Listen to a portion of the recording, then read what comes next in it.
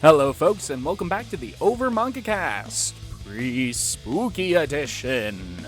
We are getting ready for October with a return to Call of the Night by Kotoyama. We read chapters 19 through 39. Guard your neck and enjoy the show.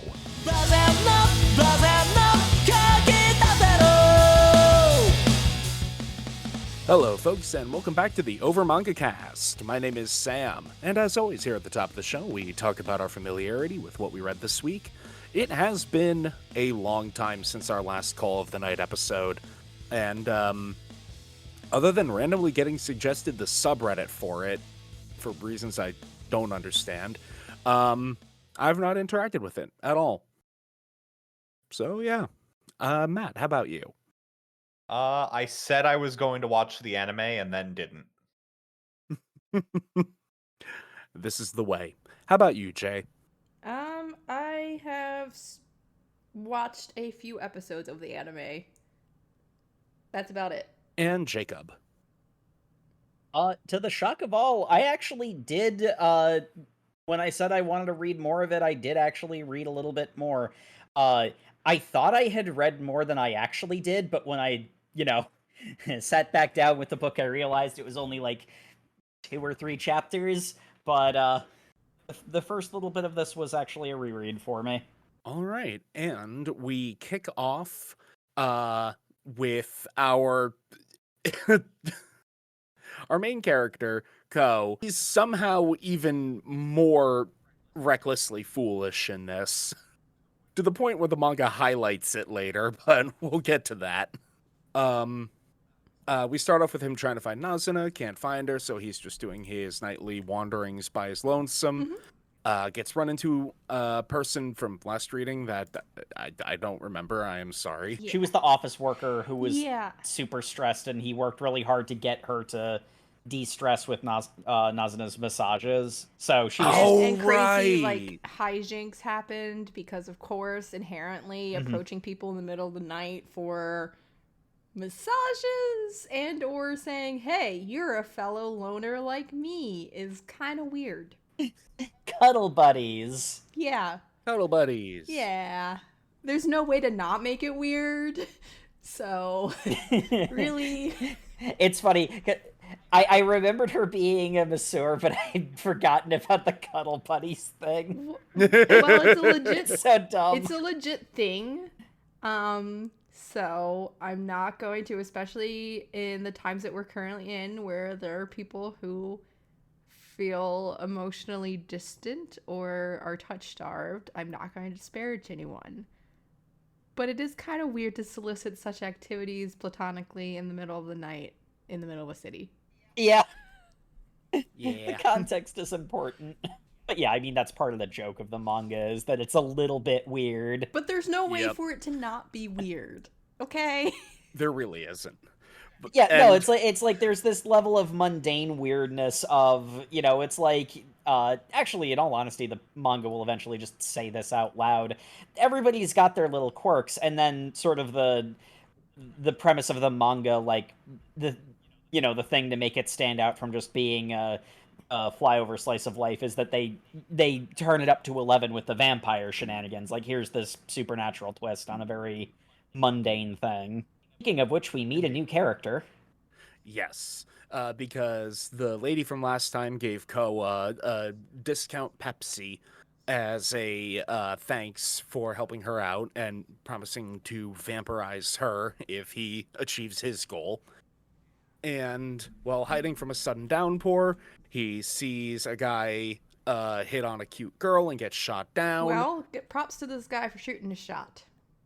Gotta Yes. stand up for the guys who take that first step. No, counterpoint, I'm not going to stand up for the salarymen who hit on high school girls. I think I'm going to draw a line in the sand there. Okay. Okay. We do learn later that she's wearing the she's not a high That's schooler. not the point. But she's older than that. She is specifically wearing that to lure in men, which actually makes Matt's point better. Yeah. So, yeah. That just reinforces Matt's point. There's a cultural divide here, and I don't have the bandwidth to explain it. But she notices Ko watching the situation, waves at him, walks away. He's like, okay, whatever, back to my Beppis. And, oh, how'd you get in front of me? Which, how he didn't immediately twig to her being a vampire is beyond me, because it's like, dude. Well, obviously, he does not have the vamp dar. Not yet. In the time really it took doesn't. you to... In the time it took you to sip your soda, she crossed the entire street and dropped in front of you with nary a sound. Hot. And also not wet from the pouring rain. Hot. Yep. I mean, you know, this is one of those common cases where it's really easy as an audience member to like point out something that a character misses, where, you know, like in the moment you're not thinking about it, and then, you know, as this character is not going to be very subtle about really anything, and you know, as it obvious what's going on, then go sort of look back and I'm like, oh yeah, that was kind of obvious, wasn't it? Yeah, I actually find her, I guess, do we call it brashness, her openness, of like she doesn't, I guess, put on any airs or facade to him, at least not overtly so. So I guess She's very... Yeah. you know, I don't know if you know what I'm trying to say, but the fact that she is very brash about like, yeah, I am doing this and this is who I am. It's very refreshing in this sort of setting. It draws attention away from any other weirdness. Because everyone's weird in this And- manga. If you haven't picked up on the trend, everyone's a little weird. Yeah. Just weirdo loners hanging out in the middle of the night. She's like teasing him, just like, hey, maybe you should try picking me up. You keep staring at me. You want a closer look at my cleavage? It's like, you don't even know me. Why would you do that? You'd be a lot more convincing if you weren't eyes zeroed in on my cleavage when you said Yeah, that. no, they gave Ko like the cool, mature line. I was like, I'm actually seeing you as the real person you are. It's like, that'd be really impactful if you weren't just like buried in my tits. That's such a teenage thing. But he continues to try and be, you know, if he's stumbling around a little bit, he's trying to be helpful. He's like, you gave me a little heart to heart about your like troubles. You'll be okay. I know. You can, you know, just some very like platitude pick me up lines, but you know, strangers helping strangers. This is so sweet. How nice. She's gonna rip his throat out.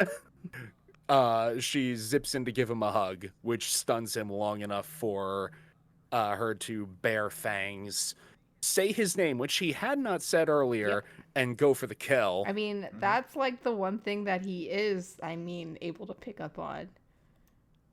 Maybe not like overtly, but he's just like, wait a second. Meanwhile, it's been like maybe like 5 minutes. But before she can bite, her arm gets ripped off as Nazuna Batman's in.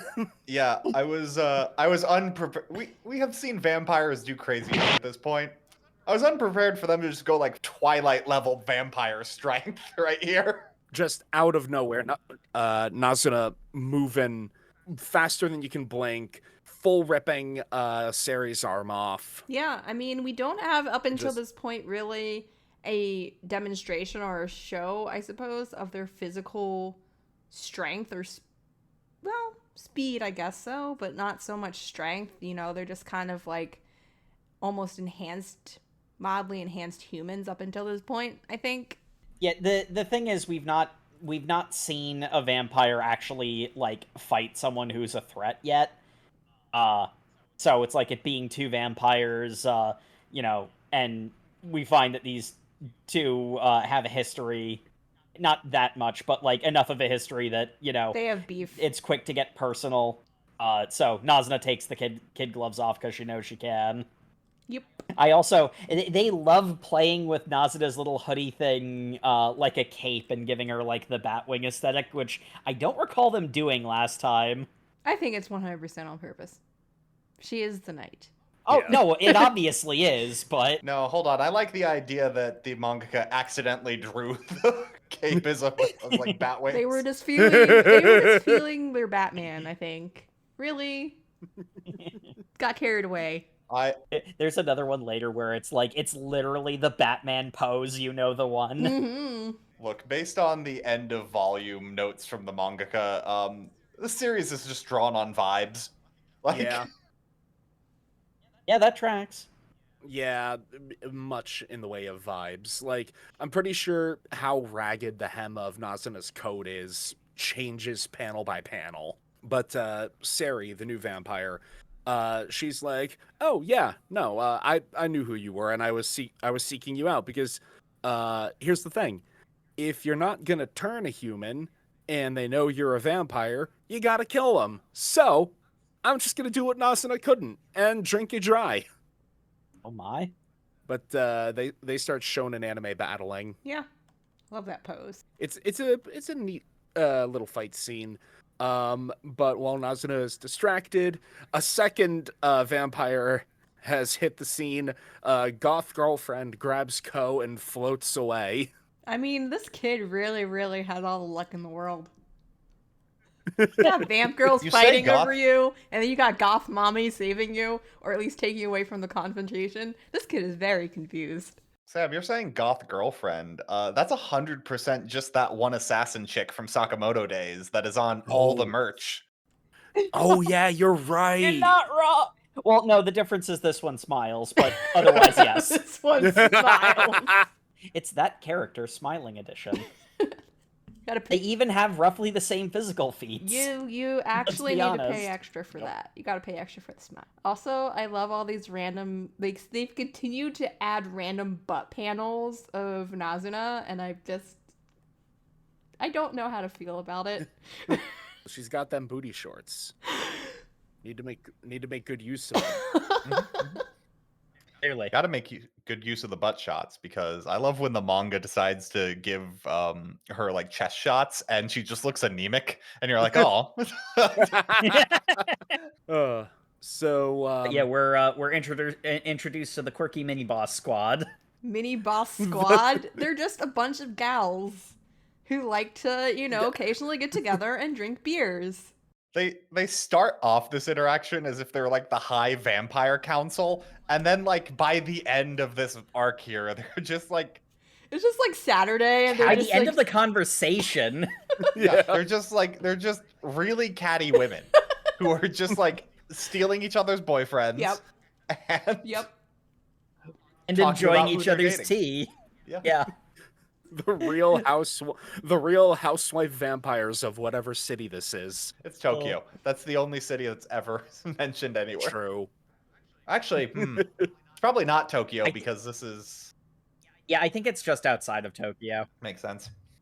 They mentioned Tokyo being nearby. It may or may not be a real city even. I don't know if it's There- been named. The nights would never be this quiet in Tokyo is probably the real giveaway there. Yeah. But we're introduced to this squad where they reinforce the whole thing of like we vampires exist to make more vampires. So since Nazuna won't knuckle down and actually get this done, here you go. Here's us. Pick which one you like, or we kill. Strong mother asking, so when are you gonna give me grandchildren? Vibes, yeah. You're not even exaggerating. It is very much that. There's one of them that's like kind of the leader again because it's like it starts off like it's the High Vampire Council and you have the one who like seems to obviously be the one in charge, but no, as it turns out they're just friends and she's the cattiest of them. Yeah. So she dominates conversations most of the time. Yeah. And at first, I know we start off with some animosity of like, they say they don't trust Nazuna and they just, they don't really like her approach to vampirism and all of that. I don't think they really hate. Like, I don't get hate from them. No, they definitely don't.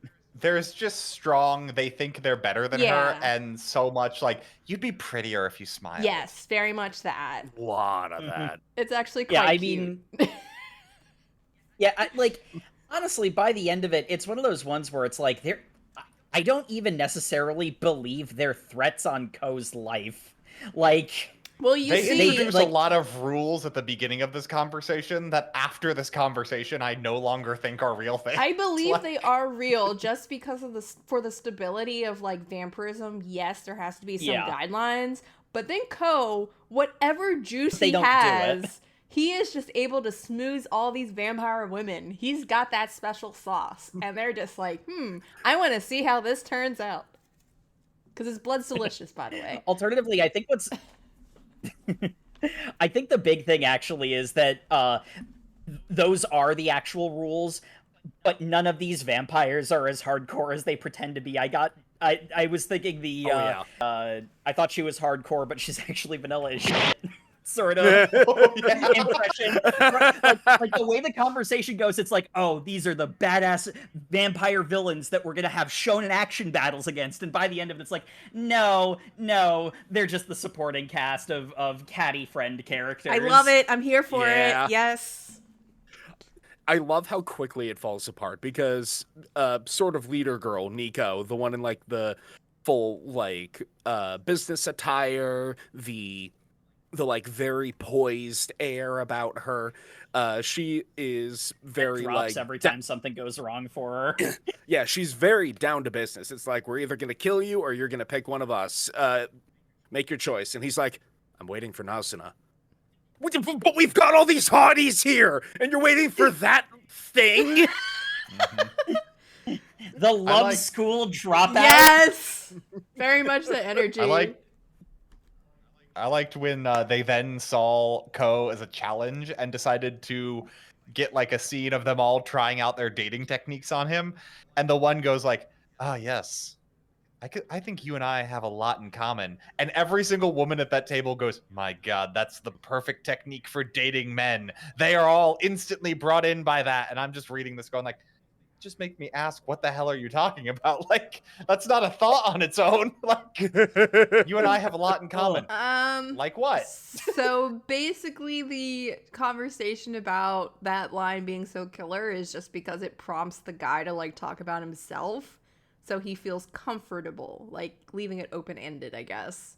There's also the level of so much of this is superficial in direct contrast to like the reason why it's not been working out for Ko so far is because love for him means something deeper. He's not really realized that yet, but they're doing all like surface level pickup lines, and it doesn't work on him because he's not really about that.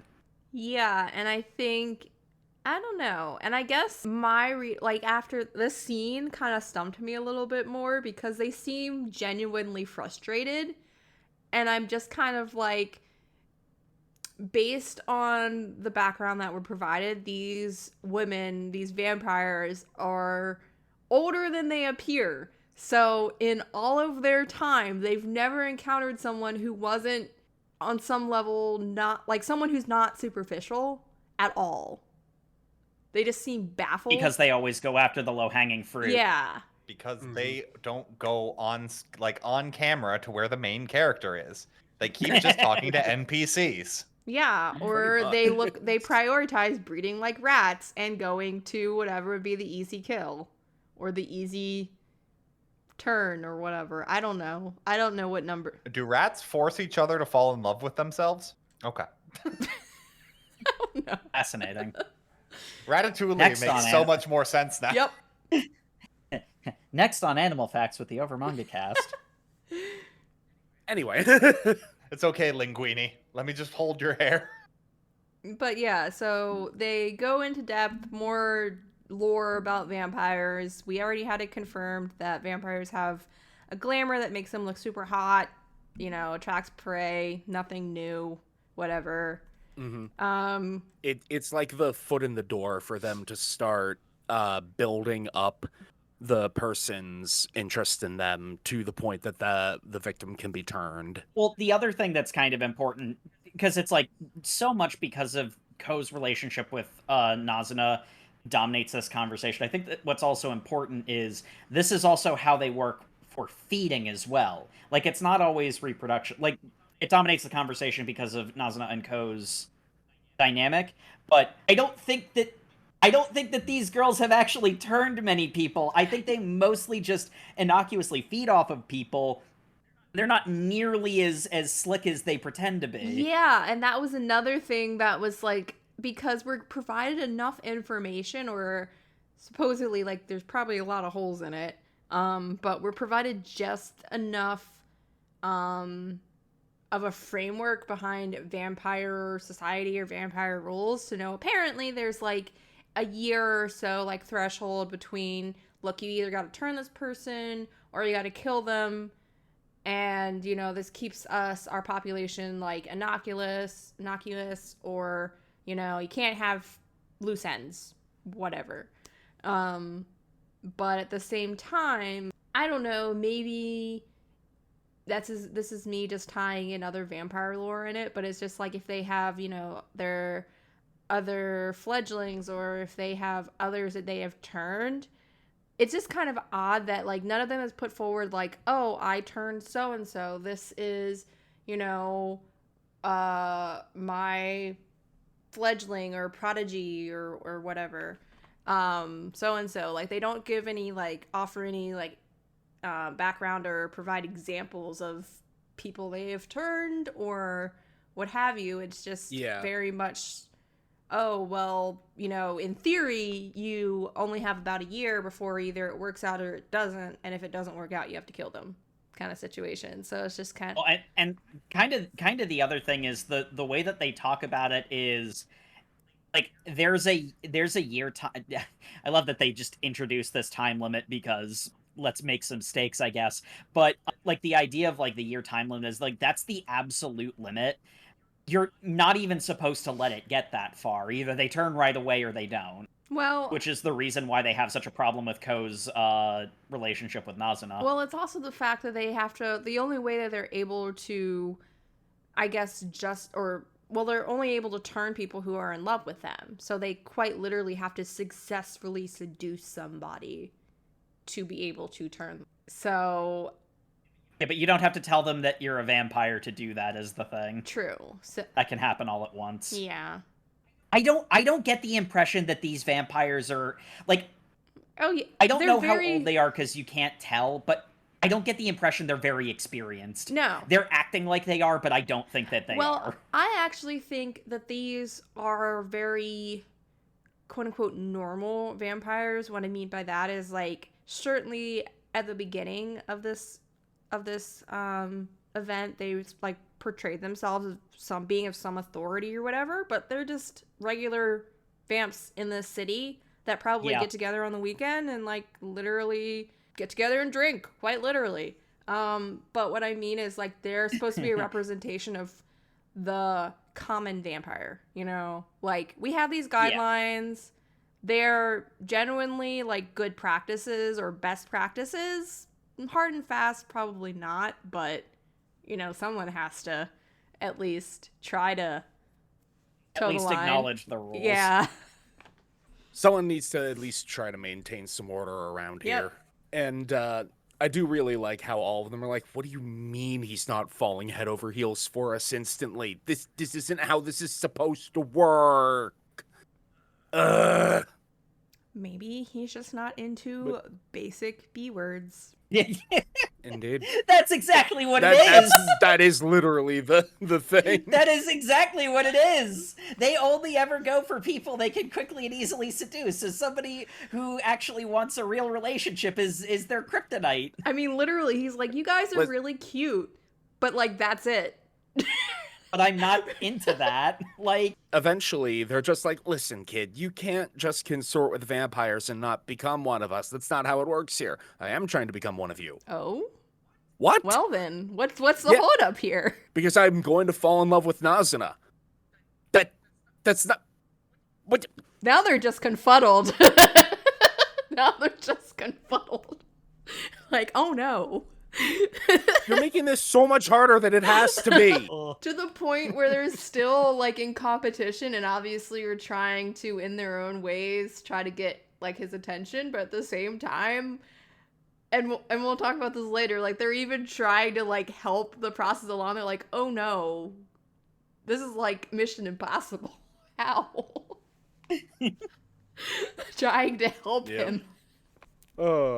So they explain the arrangement. It's like eventually I'll have fallen in love with her and she'll drink my blood and then I'll turn into a vampire and it'll be super cool. I don't care how long it takes. Well, you should care a little bit about how long it takes. What do you mean? You only get a year after the first time you're fed on before your potential runs out. After that, you can't be a vampire anymore. That feels like the most arbitrary. Yeah. Like, every other vampire rule that they establish is just like this is vampire best practices because humans outnumber us. This one feels like such a, like, when all the rose petals fall from the flower, you become a beast forever magic. Based on the last chapter we read, I can only assume all vampires are just born with an internal chronometer that is just multiple year deadlines that count down. Okay, so 1 year until a human can't become a vampire. 10 years until you starve to death of not drinking any blood. I saw it as more it's kind of like immunization, whereas you've become accustomed to exposure or whatever, and so it no longer is as potent. You know, kind of like Mau when it poisons. Yeah, but that would be based on how much you interact, not just an arbitrary 1 year deadline. Yeah, that it feels like they could casually feed off of somebody who survived and then, otherwise wasn't killed. And then a year and a day later, some metaphysical counter has reached its limit and he can't. What if somebody was fed on theoretically by multiple vampires? Does it reset? Guys, I'm just gonna jump in here. It doesn't matter. We've been talking about this for like 20 minutes, which I guarantee is more time than the mangaka thought about it. Oh yeah, because this is one of the most blatant hand of the author moments I've ever seen. This is a time limit to introduce stakes into an otherwise chill series. This was not necessary. Yeah, especially because they then do nothing with the time limit other than next chapter, his friend going like, hey, doesn't that mean if you don't fall in love with her, the other vampires are just going to kill you? And he's like, oh, you got a year to live. I have a year to live. Oh, no. Well, better pretend like I care about the time limit for one chapter and then never again. I mean, he does reference it. Yeah, he does reference it every now and then, but he doesn't care about it. Well, he's determined that he's going to get her to fall in love with him. And she keeps on constantly, like, trying to block it and avoid it and pretend it doesn't exist. In the most cringe ways ever. Playing video games? No. Yeah. But his friend goes home just like, I really hope he doesn't actually die from this. That would suck. Really suck. Oh, crap. Speaking of dead people, why is there a body on the stairs? Oh, hi, Akira. I was asleep. Oh, hi, friend that hasn't been introduced in the manga yet, Mahiro Seki. Why were you asleep on top of the stairs? Not been sleeping lately. I see. I always love when the manga about the loser loner who has no friends realizes they need more characters and are like, oh, he had a bunch of childhood friends. A bunch of friends. And then you find out he's like one of the most popular kids in class. It's like, what? Well, because he did his middle school debut was the whole, like, introductory thing, but that was supposed to be him, like, reinventing himself. He's extremely oblivious, which other people read as being cool. You don't understand. My robot wife has a ton of emotions. He's just autistic. And so's Ko, probably. Yep, basically. But Akira's like, oh, wow, yeah, you're seeing an older woman after hours? Damn, better not be a vampire. What?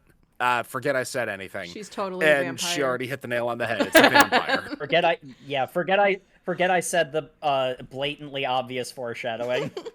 Yep. Is it even foreshadowing? Everyone's dating vampire women at night. All the women are vampires. They're getting their mileage from this, though, because we don't get this resolved in our reading, but he is dating a vampire chick in the background of so many storylines. Mm-hmm. Yeah, and I love the panel work. Like, the camera is always, like, zooming in on, first the two of them hanging out, and then like a peek at her mouth and like the little thing peering, like, whoa. It's so not subtle, and they're It's not trying to trying build. to be. It's not trying to be. They're trying to build tension, but it's. I think This that- manga's so chill. There, you can't build tension. Yeah, I'm just Yeah, I saying, think you the big know. problem is that because he's a new character introduced, we don't have the same attachment we do to Ko. Arasai, I think her name is. Like, if this is happening to her, I think there would be more dramatic tension to it. But like, it kind of can't be her just by the logistics of how it works. So they kind of, and it, like, I'm pretty sure Murasaki was actually mentioned in our previous reading briefly. Like, he wasn't introduced as a major character, but he was there, like, trying to get Ko to, do things. But, like, he wasn't a character, so it's, like, I'd rather he not die because he's fun, but I'm not, like, deadly invested in him. He wasn't the third musketeer like he's portrayed as here. Like, Yeah, I don't like the Yeah. fact they like retcon their very close childhood relationship. It's just like I love this happens a little later, but when Ko and him reconnect, they just have a conversation. It's like, oh, by the way, we're actually incredibly close friends, and we haven't talked in a long time. This is actually really good that we have instantly rekindled our bond. yeah. And I'm like, Even- okay, cool. I guess I even- care about this character now. Even Ko was like, "You were the third musketeer? Wait, we were friends?" Who were you? Yeah, dude, Well, yeah, we hung actually- out all the time. And I will say, and he's like, "Wait, you're telling me this really popular, really friendly guy who aces all his classes and is good at sports and is handsome and popular, he thinks We're friends. that he and I are friends? Wow. Big W for Ko. Let's go." I don't know if like is this purposely trying to retcon or like gaslight us into believing that they've always been friends this entire time, or well, okay, there's two layers to this. First of all, I do kind of like the fact that Ko completely missed how close their bond was, because that's very in character for him. It has massive anxiety, especially about social interactions, and he has tunnel vision, so him not noticing that, like, we hung out all the time and enjoyed it every time, of course he would think we're friends. Like, that's a very Ko thing to miss, so I don't mind it on that aspect. The problem is from the audience's perspective, because they did just drop him into the story. I'm pretty sure he was technically established in the previous reading, but as mentioned, he wasn't a character, so it feels like, and indeed is, a character being just invented for the needed purposes. Yeah, so Jacob, if we only had Ko's flashbacks, I'd be with you on this, but that would mean Arise? I wish I remembered any of the characters' Akira? names, but like Akira? Yeah. His girl childhood Yeah. friend also didn't realize this guy was the third musketeer. it's like, who are you? She's like, "Oh, hey, that guy I know from school. How's it going, dude?" And he's like, "Akira, my dear and close companion. I need to tell you about my totally not vampire girlfriend." Damn, dude, that's crazy. That is Oh, crazy. I've just been trying to date the most unavailable man possible. He's currently in a situation that I can't really interrupt. He's in a situationship with a vampire. Oh man, that sounds really heavy. Are we going to go into this? No, we're just going to subtly allude to my feelings about it a couple times in our reading. Well, subtly allude and then say the quiet part out loud near the end, but... In case you weren't picking up what they'd been putting down all this time. It's so good that they're very close friends and nothing else.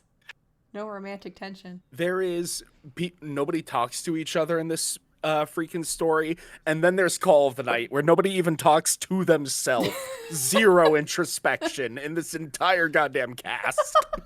Yeah, I guess the big thing with like Akira and like her like involvement in this is that I don't know if it's on purpose that she's basically framed the same, like a slightly higher functioning version of Ko. I didn't think that's where they were going with her character, and other parts of the manga imply otherwise. That's sort of like where the problem lies, because they needed a third. So they kind of have to needed a friend give her... who could be a vampire target. that isn't Yeah. the person they want to keep on deck for potentially being a side love interest. Which I think Yeah. they could have done that, but it would have required more planning than clearly this mangaka wants to do. I said that kind of disparagingly. That's not a problem, but Yeah, no. It's a weakness, not a failure. Law. Well, yeah, because I mean, like, it's very much the aspect of this manga is very much all about the vibes. If you try to lay out in a perfectly logical manner, all of the ABC of the plot and all of the character details, some stuff isn't gonna fit perfectly because it's really more about the emotion of it. And there will be cases where characters, particularly when the vampires are talking about reproduction, basically just talk about the metaphor in almost literal terms because it's going for the vibe. But when you're experiencing it, for the most part, it's fine. I do think Mitsuko is his name. The third wheel. He's the least well integrated in that sense, where you can actually kind of notice that he is invented out of nowhere, but generally speaking it works. And to a large degree, a lot of the weirdness in places where characters don't seem to line up, a lot of cases it's very human aspects of people are messy and complicated and not always internally consistent. Sometimes they just be doing a stupid and they realize after the fact that what they did was actually super cringe or something to that effect. So it feels right in the moment when you're experiencing it, but we're a review podcast, so we get to point out all of the plot holes and laugh at it, basically. Exactly. We get to overanalyze it and have heated discussions about it. It's in the name of the show. I do like what they do with Sari, a secondary vampire girl. She wanders up to Ko like, yo, Yamori, bro, funny running into you here. He immediately tries to bolt. Yeah, well, I mean, think about it. The first time you interact with her, she not only tries to kill you, she also gets her arm freaking ripped off. This person is dangerous. Yeah, and then stuck that shit right back on. She's just like, no, we're friends now, right? I'm not gonna kill you yet. Also, I hear from Nazuna that neck is real good. I can have a sip, right? Because we're besties now. Obviously. No. Come on, just the tip. Well, I mean, I feel like, and they kind of allude to this, that even though, yeah, Seki's a vampire and Ko is, in that situationship with Nazuna, they do have a bit of connection because she, is bored and seeks connection. And he, doesn't quite know what connection is. He's trying to, find some sort of purpose or connection. And so they kind of have that kinship together, which they later on kind of explore. So I find, even though their circumstances being what they are, sure, she's a predator or whatever, and he's the prey, it's still kind of there's commonality there of I don't know, we kind of have something in common. Literally. We have common ground. Hey, we have so much in common. And that's and I mean that's ultimately what this is at this point, where it's I don't really want to kill you, so I'm going to help you out with Nazuna. And it goes exactly the way that you expect it to. Because Sari and Nazuna hate each other, a lot. Nothing breeds resentment quite like having an immoral colleague that you can't stand. So when Ko asks her for dating advice, she's like, oh yeah, I've landed tons of dudes. Let me help you out with that. And she gives him a cheat sheet. And the cheat sheet is all extremely superficial things. And it's all stuff that Nazuna directly hates. That shows true friendship. You got it so on the nose, you did the exact opposite of what she loves. Yeah, it's so... I'm still not 100% sure she isn't actively trying to sabotage that relationship. To the point where, immediately she's able to identify who wrote this list. It was that Seki. No, 100%. The thing is, I genuinely don't know which way it is, because I could see Siri being so prideful that she doesn't want to give bad dating advice because this is her thing. Alternatively, it could have been literally just to piss off Nazuna. I don't know. Either are equally likely in my mind. Either way, it's really funny. It's extremely funny. Is it love or is it pure hatred? I don't know. It's both.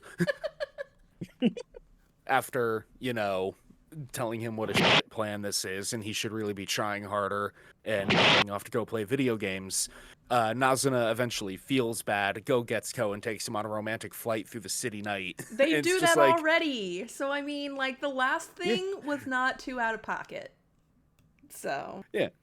Well, it's a cute moment because it's like, wasn't this on the date list? We're already, what we're doing is already... We're already dating. Hey, dummy, we've been dating for months. Yeah, come on, man. We're so serious. We're already serious. We've been sleeping together this entire time. Oh my. We're very serious. I do like the bonus chapter in the second volume we read. That is their like skinship, and I'm like, oh, so they're just hooking up. Like, it's like, ooh. Shh. Come to mama. It's okay, baby. It's like, okay, she's. Vampy mommy. There's a whole thing going on Vampy here. mommy. She's going through tags. Yep. I think she knows too, because she definitely alludes to that in her various interactions. Oh no! At some point, that's for her. Yep. Well, no, it's funny because there's basically three options, and most of the time you can tell whether it is she's genuinely trying to make a connection, she's doing the kinky bit, or it's for her. But then there are occasions where it's like, it's not 100% clear which of the three it is. Because, like, sometimes she does actually seem to be, earnest about it. Most of the time it's pretty obvious, though.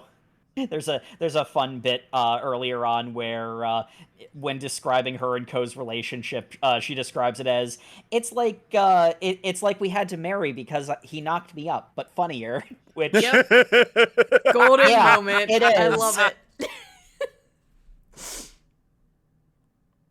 Oh, it's great. But they I love how just perfunctory the setup in the next chapter is, because open page, turn, Nazuna going, whoa, where'd this big crowd of people come from? We wandered into a festival. How did you... Wait, what festival you even not is paying this? attention? No, the answer was no. Guys, what festival is this? I don't know. I think our local sports team won something. Yay, sports! Yeah. Yeah. Yeah, we get a go combination. team! We get a combination of people drunk off their ass and high school students. Very relatable. Like, yes. Yep. We are celebrating the thing. We did the thing. Woo! which actually very on brand for Japan, for a bunch of street food stands to just open up outside of like a game letting out, and a bunch of teenagers going like, "Oh shit, what's going on over here?" You're telling me we can go get some booze right now? Let's do it. Vampire Nazuna, Speed runs off, leaving him in the crowd. Because she's of the exact same mindset of let's do it, booze, let's go. Yeah, she forgets she's with a literal minor. Considering he ends up buying booze for her a lot, I'm not. Which is questionable. yeah. Because they do card. So I don't know. I don't know who he knows. The Not vending at those machines. convenience stores. They do at the convenience stores. They do. He's buying from the vending machine that serves beer. Are you of age? But Sure. Sure. Okay. What, I'm a vending machine, not a cop. I'm not a cop. He gets a knockoff Iron Man mask in order to hide his identity so that nobody will spot him in this crowd. He doesn't want to run into anybody Well, he except knows. for his best friend Mahiru, who is just like, Well, he doesn't want to run into him either. yeah, but since they've been best friends since childhood, obviously he recognizes him like immediately. And it's just like, Yeah, Mahiro grabs his arm out of the crowd and is just like, "Buddy, we're best friends. I'd recognize you in that knockoff Iron Man mask." Ah, You know, How? the funny thing is, The funny thing is, the way that Mihiru is introduced initially, that almost kind of works, where, like, he's that much of a people person that he just remembers everybody, but they're going to push really hard that it's specifically that they're that close friends, and, well, we've already discussed that matter at length. I mean, that's the thing, though. When you're best friends, you can kind of pick up on how your friends conduct themselves, so it's not just face that they're watching, it's body language, too. But of course, Ko doesn't know that. There's that... there's that depressed, sad sack night owl. Who's that one, the only loser wearing a mask at this event that has no children at it? Like... Maybe it's not that weird that he recognized him. Nope, not at all. Ko thinks he's in his own little world, but it's like, no, people can still see you. People do like you, so... You're not alone. I'd recognize you anywhere. Of course you'd pick the Iron Man mask. You forced us to watch the subtitled Iron Man movie. Damn. I've had to hear Robert Downey Jr.'s real voice. I didn't even speak English. Oh, a true tragedy.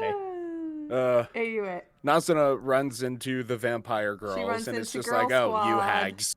Girl Squad. We heard there was booze and boys, so yeah. What's up? Hey, wait a minute, where's Ko? Oh, I lost him. You lost him? Exactly. We're supposed to hold hands. No, that's gay. Oh my god. It is gay. There is just so much of like, at first they were like, okay, we have to eliminate this boy. Oh my gosh, how do? This is like a tragedy happening. You can't even do the base. At this point, it's like, out of pity, Yes. we need to fix this problem. It almost becomes a challenge because that's why I say I don't think they genuinely hate her. I think they legitimately want Nazuna to be more like them. So they're like, okay, Yeah. if we can get her to actually, maybe do her vampiric duty and turn this kid, yeah, she can be like one of us, maybe. But she just is such an outcast. The clique will not suffer the out girl. Yes. And of course, the thing is that they do actually like Nazuna as she is the direction it seems to be going. She's just the group headache. They need the one girl they can bully for not being as good as the rest of them. And Sari's really been begging to be allowed to sit at the table with them. You know what? You're right. That's 100% the dynamic. It is very fun. And they're just so easy and casual with each other. Yep. Yeah, They have fun. This is where Mihiru gets his proper introduction. We get the whole thing of, what do you mean? We've been bros the entire time. Oh yeah, we have been bros the entire time. And a shot of him being taken by the hand through the festival with his own vampire lover. I loved the scene with Nez seeing them and going like, ooh, she's got a kind of a hottie, but it's really unfair. I would have expected middle schoolers to be off the table. And then she kind of thinks about that for a second and then just grabs Ko's hand like protectively. Like just, no, mine. So canonically, Ko is just this hot middle schooler that gets all the vamps crazy? Like, what? No. I legitimately, I think the only reason the others even care about him is because They want to steal him from... Yeah. like, there's nothing special about him in particular. He's just... I think she alludes like- to the fact that he is, like, special blood or whatever, and I guess, like, I don't know if that's actually... That's That's the them thing. guessing. Well, and, like, here's the thing. He's special to her. Ko is special to Nazuna specifically. Like, that's the whole point. Like, this is about their relationship and, like, coming to that understanding. There isn't, the only magic here is the magic of love. They do make fun of, like, he is not a harem protagonist. Nope. Like, they explicitly say he is not a harem protagonist. Like, I think almost every character at some point in this manga mocks harem manga, including Ko. Yep. In fact, we're gonna get right into that particular arc. You know those harem Because manga? We're gonna talk about them. you know those harem manga? This is a Seri focused arc. It is what her vampire life is like. Which is hell. As she is sitting, she's sitting dejectedly on a fence post, her phone blowing up. Because she's got so many irons in the fire, potential dudes to feed on in turn. And she's like, God, they're all so freaking clingy. It's so cringe. Well, you know the grass is always greener, right? Everyone wants to be popular until you have this. I love the vision in her head of before. Oh yeah, this is such a nice date. We're being so happy together. After, I'm not crazy. Are you seeing other guys? Who keeps texting you? It's like, I like to believe this happened within like an hour or two of them on a date. Also, just to clarify, that guy isn't crazy. She's texting like 20 other guys. yeah, he's specifically not crazy. This is what's happening. But I mean, like, at the same But she's pretty and sad, so she's sympathetic. like she needs She's the cause of all of her problems. She needs to turn her phone off. Well, yeah, no, that's actually what I was gonna say. Oh my god. This is Oh this my is god. self-inflicted. I No, can't. and like I No, please, Yeah, Jay, and- jump to her defense. I'm interested to see how this goes. No, it's not that. I wholeheartedly agree. yeah, no, I mean, this is kind of skipping ahead to the ending, but like the whole thing that's going on here is she's her own worst enemy, and actually in a very similar way to Nazuna, scared of intimacy, so she keeps seeking out shallow relationships, and they crash and burn because of course they do, because not only is she seeing a bunch of guys simultaneously, but they're also super shallow relationships, and it's because, you know, like this arc is about one of her relationships got a little too real, and she doesn't want to be emotionally vulnerable. She's scared of intimacy, but she also wants it. And that conflict in her desires is driving her to create a whole bunch of problems. One of the most classic elements of the human condition. I also like how the first time like Seri and Nazuna fought, it was this brutal like ripping off limbs. It was a serious shonen fight. It was a serious shonen fight, superhuman clashing. Second time they fight, cartoon dust cloud. And Go standing there like, girls, stop fighting over me. Girls, put your arms back on. Please stop fighting over me. This could get somebody killed. I'm really not worth it. This is really embarrassing for both of you. Pretty much. But Seri and Ko go on a karaoke date which is so cute, by the way, until it's not. It does start off pretty cute. Yeah. I like how Ko picks like, she's like, ew, you're picking all this moldy oldie music. What? That song came out like, what, 20 years ago?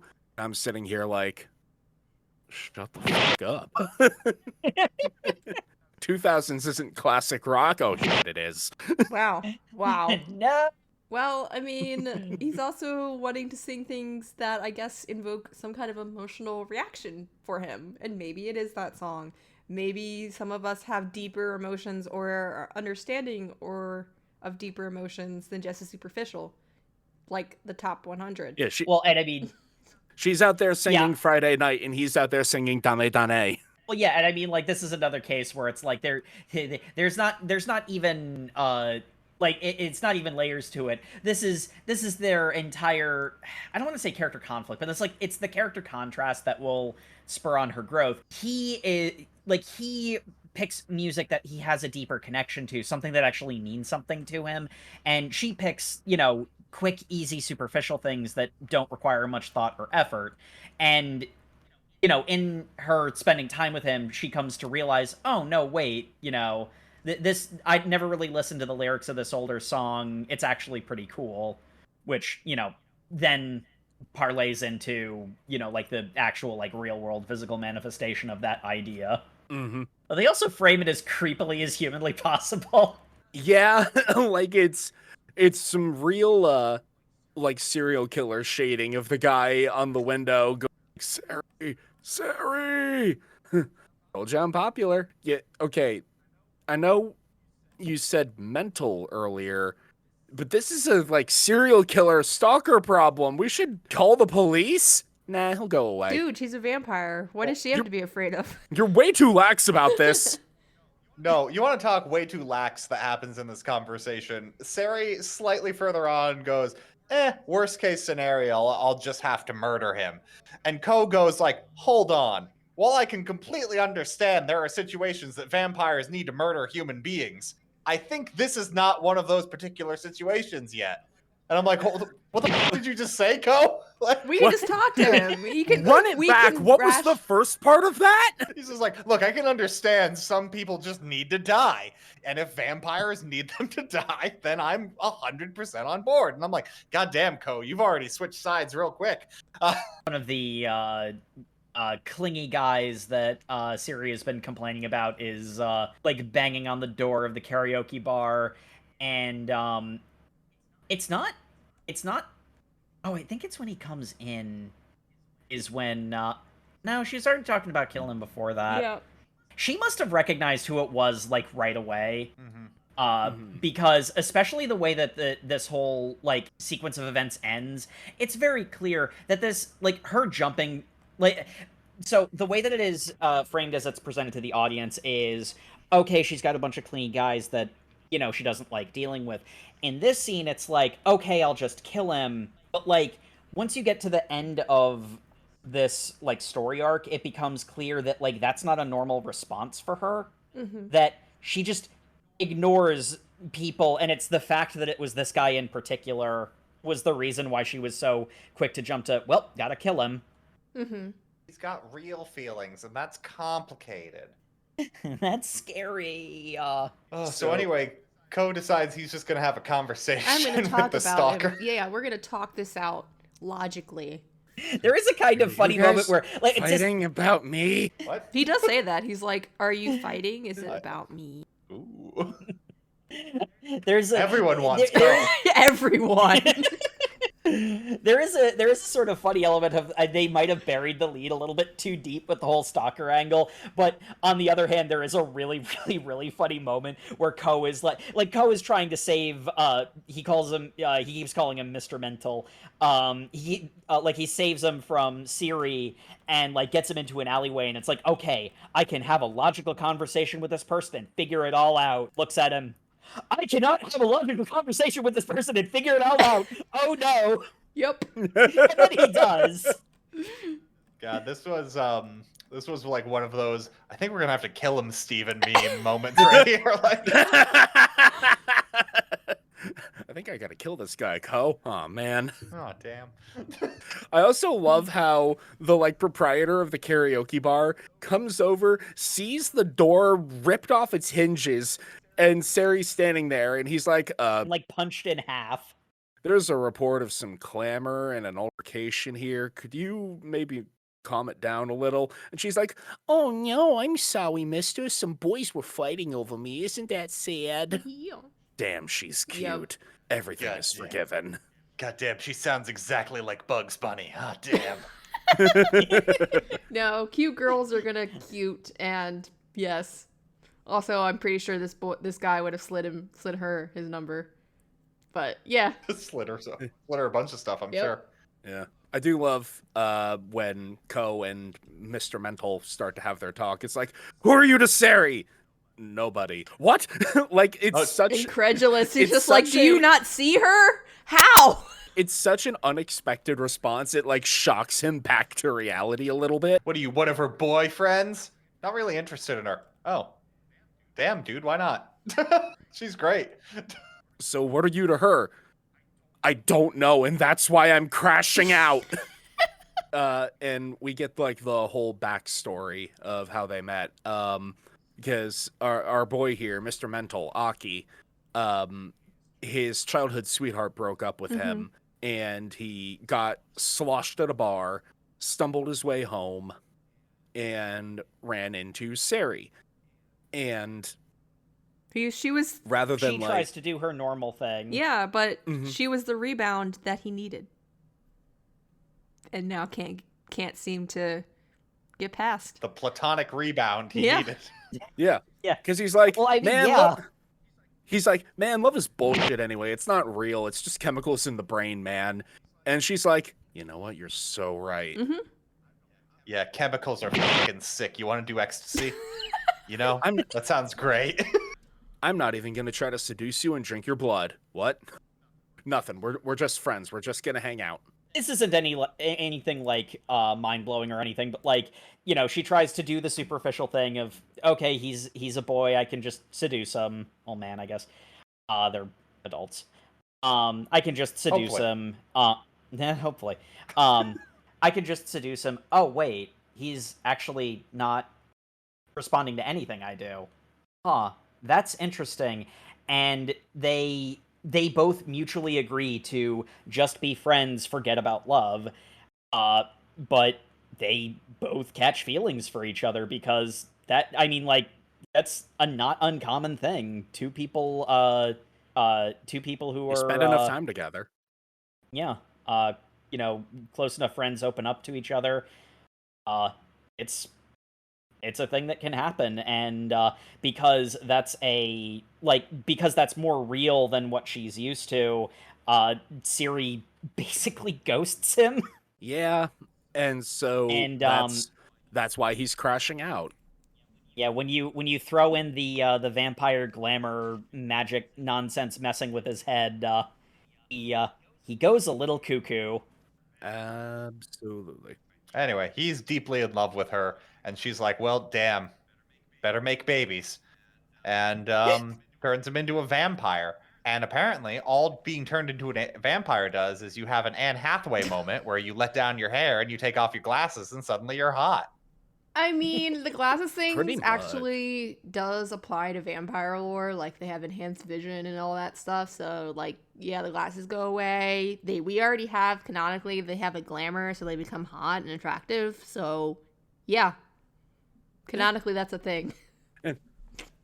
Yes, and canonically in the Anne Hathaway documentary, The Princess Diaries. The Princess Diaries. I almost said The Princess Bride. That's a different... Yes. The Princess Diaries just A mistake expose I've that the made. secret to being hot is just be hot. The secret to being hot is slowly building up a tolerance to poison. I see. I know what I must do. Calm down. Calm down, Jacob. Mau Mau would be into you. I was gonna say Apothecary Diaries is an instructional guide. I model my life and my skincare routine off of Apothecary Diaries and Call of the Night. Nothing can possibly go wrong. No. Except for the everything. So I also really like how like non-dramatic the transformation is, because Sari's here to kill him, and Ko's like, you're the one who's crazy. That is a good moment. Oh, I'm the one who's wrong. Oh.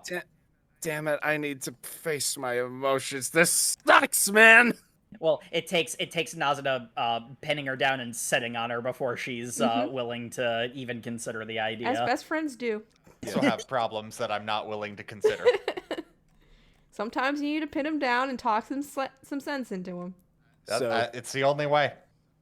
Oh man, friendship sucks. Guys, where are you going? We gotta celebrate Aki's turning with more karaoke. Hi, I'm a vampire now. Cool. Glad we're right here. That's really cool. We got a new room and everything. And look, the karaoke attendant's already forgotten about all the shenanigans that we had earlier. Sorry about the door, man. You know what? That is kind of insane, actually. Just let all these people back in. We've just got another door in the storeroom. It's fine. Oh, but that is the end of one of the 2 volumes that we read.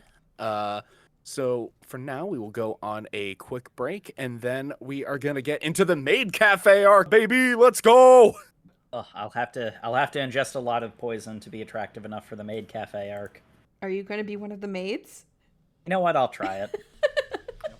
Well, while Jacob's getting into pantyhose, We'll be right back.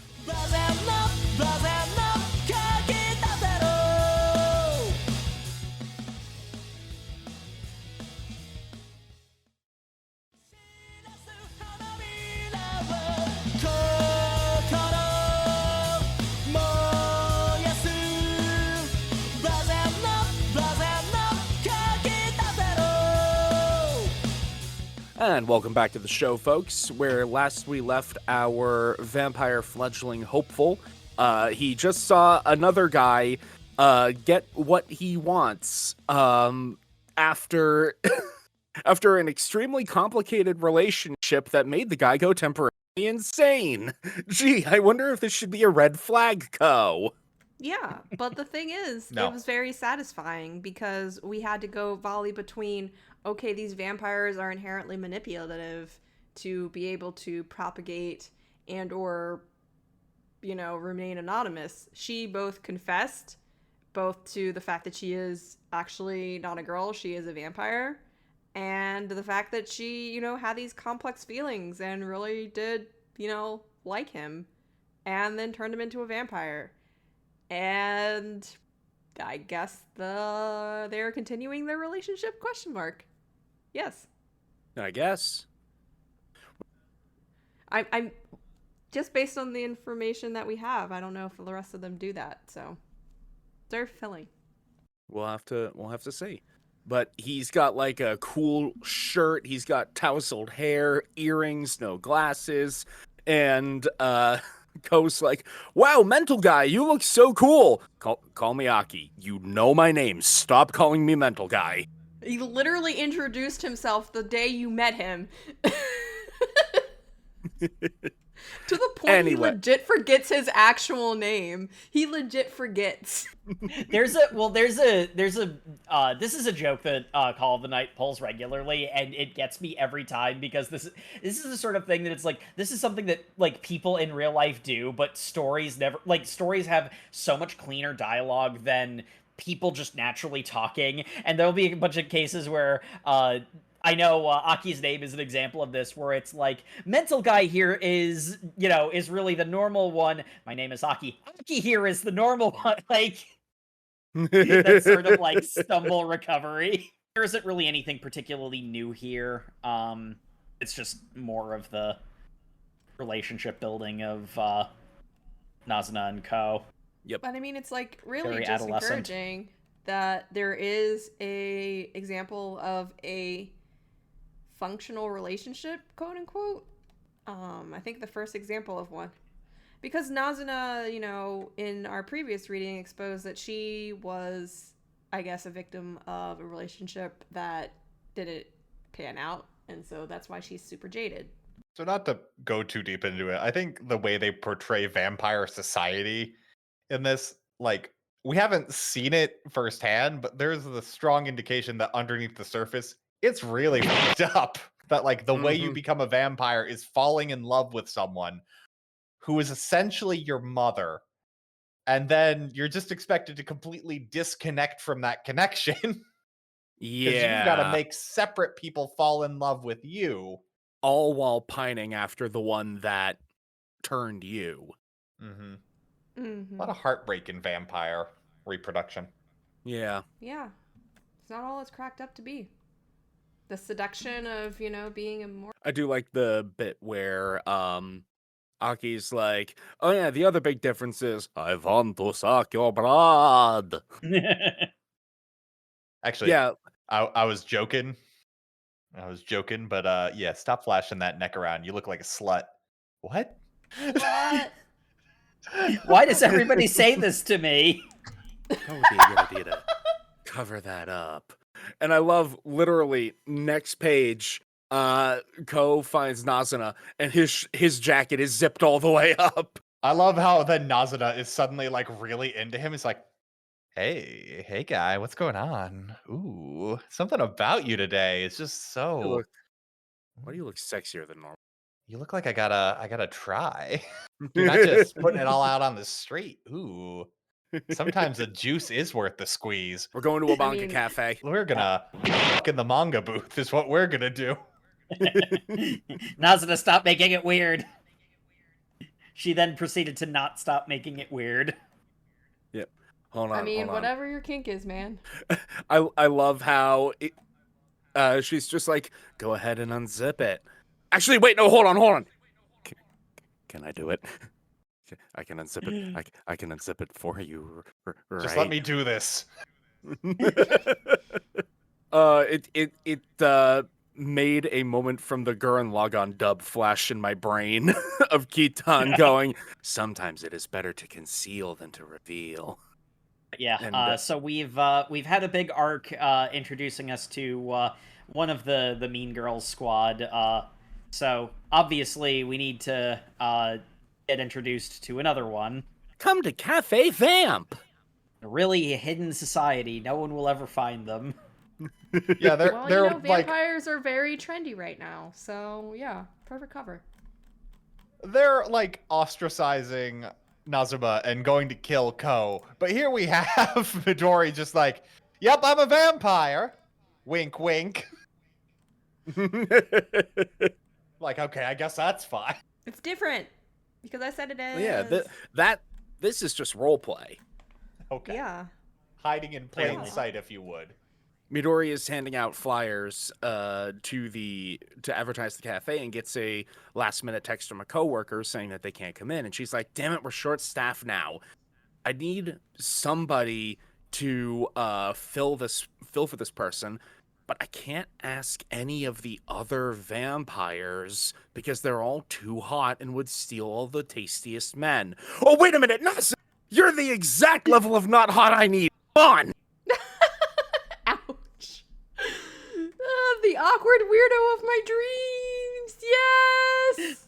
Nazuna, you're my only hope. Somehow you made that sound like an insult. I love when we see the size of this establishment. 2 people working would have been completely fine. Like, there's not Yeah. that many tables. All right, cool. We've got Nazuna in the maid outfit, looking good. Oh, hey, Ko, maybe you should do it too. No, I'm here to observe. I'm here because I'm the main character. I'm supposed to be here. Oh, well, why don't we have you come in and get the maid cafe experience? All right, I'll head through the front door and welcome home, master. You invited me here. I don't. Shut I up. don't live here. Just stop being awkward, please. Ko has absolutely no ability to play into We're it. role playing. Then again, neither does Nazuna until she's bribed. My boy Funny. does not have any kayfabe. This is Oh. like that midnight pool party I went to, but less of a sausage fest. Okay. And I love like they're trying to get Nazuna in her maid outfit, and immediately after there's been some amount of training and memorization of lines, there is still the very, very loud chastising of every time Nazuna just doesn't. He doesn't get it. He's like, this is stupid. Midori demonstrating by giving this guy's tea a dash of love, and his response is just nice. Just That needs normal to be a reaction image. normal SpongeBob looking ass. Hi, how are ya? But yeah, we are introduced to Alyssa, who's going to be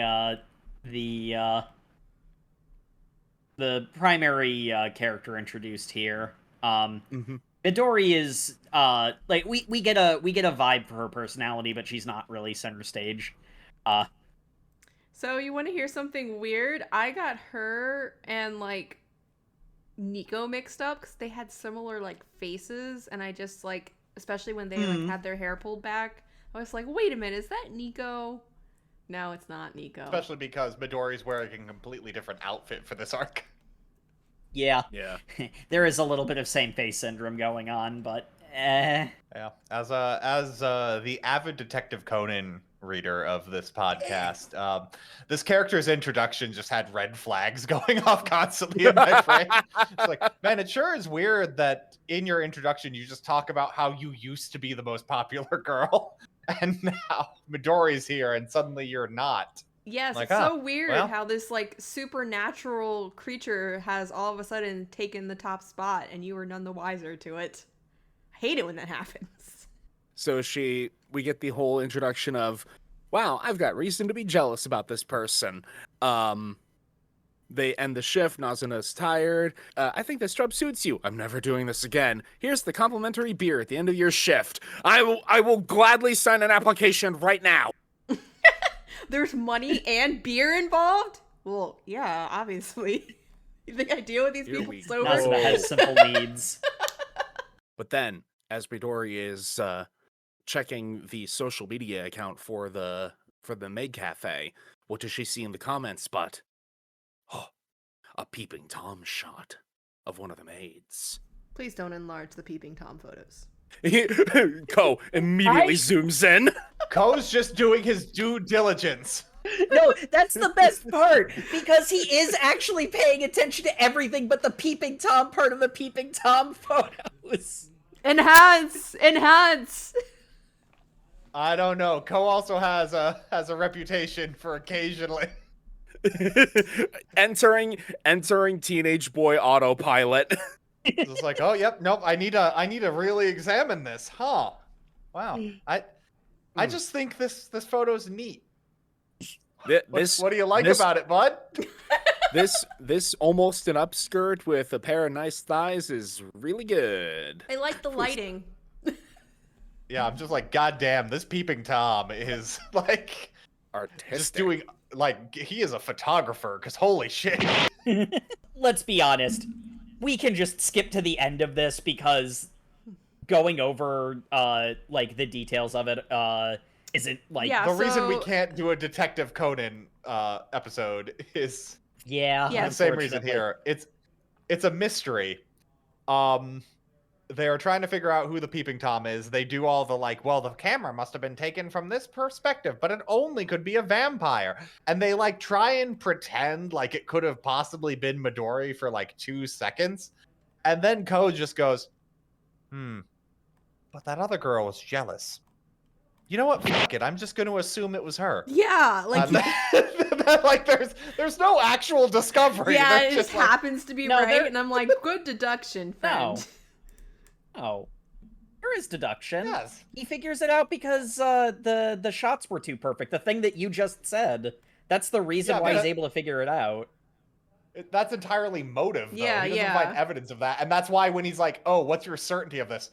40, I guess? I don't Yeah, it's it not was, like we're it calling was like the he police, wasn't. so it doesn't really he wasn't matter. 100%. He makes the certain. joke about being unconfident, but the reason why he suspects that it's we're just gonna say the mystery. It's Alyssa is taking the pictures of herself. He says, "I think that it's her because these are too artistic to be peeping Tom shots."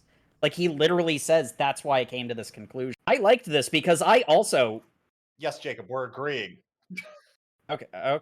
Yeah, the big thing at the end of this is Midori seems like one of the more like healthy of the well, actually, I guess the entire cast because her reaction to this whole thing is yeah, what you did is weird and inappropriate and you probably shouldn't, but like everybody's kind of a little weird and you know, it's just about finding a way to work with your own weirdness, which is basically the thesis statement of the entire manga, just And- literally said out loud.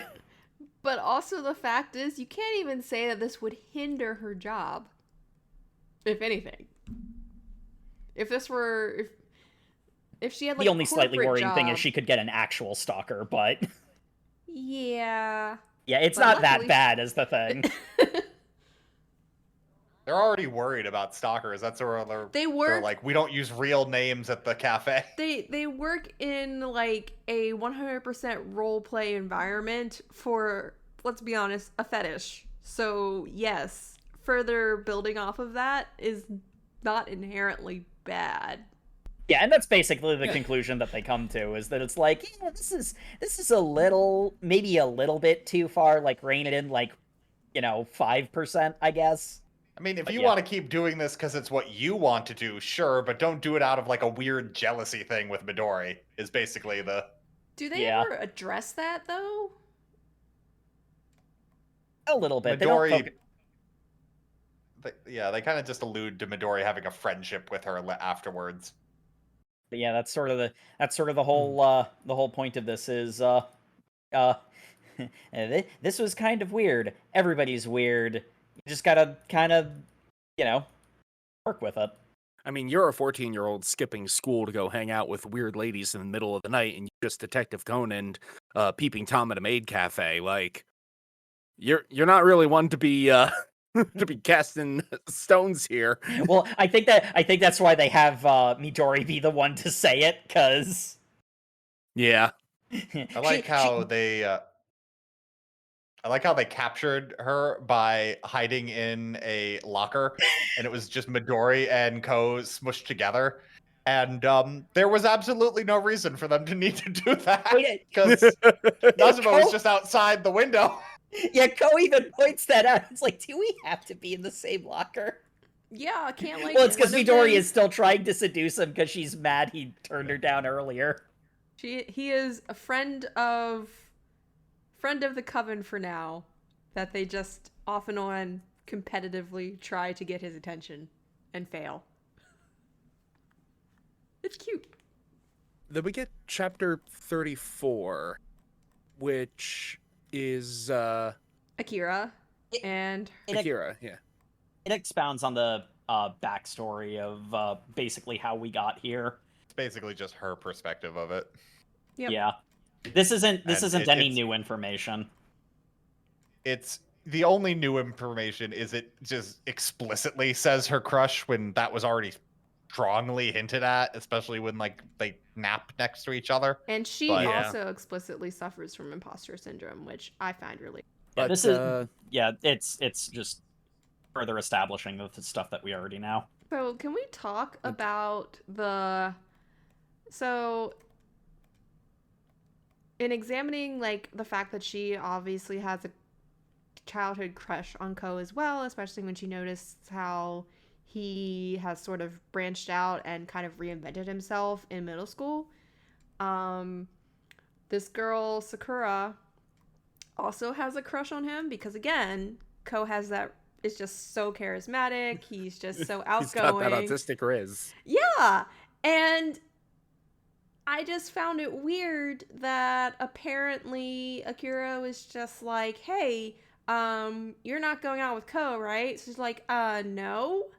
I think he's really, really, really cute and he's really nice. And she's like, yeah, I can see that. Yeah. And then, Akira says she feels like, I guess Sakura sees her as like a friend, and she's like, oh, I guess you like him. Yeah, you're cute and you're really nice, you think that we're friends even though I didn't know that we were friends, but whatever. And yeah, she, confesses to Ko and gets turned down and apparently has her girl squad go after him and demand that he apologize for some reason. And I didn't get the impression that Akira told her to ask out Ko. I think she just said that, yeah, you're really cute and nice. And then Basically, Akira seems to blame herself for some reason, and I'm just like, you didn't do anything wrong. Jay, I think I know what the problem is. Are you expecting perfectly rational behavior from teenagers? Akira's not aware she likes Ko, but has got this kind of weird cattiness of like, yeah, go for it. I'm fine. Yeah, I guess you could like him. Oh, wow, you got your heart broken? That kind of sucks. And then No, she but feels really guilty about it. But I've been in this situation and I never thought it was my fault. I'm just like, that really sucks. Well, conveniently, you and Akira are different people. I'm just like, I'm not seeing the connection here. This exact thing has happened to me and I just did not like, oh, that sucks. Okay, well, different people can feel differently about things. But I did feel for Ko because I thought my boy was done really wrong because, like, the girl squad, what the heck? He was. Yeah, because he's just nice. He's nice to everybody, and apparently he led her on by being nice.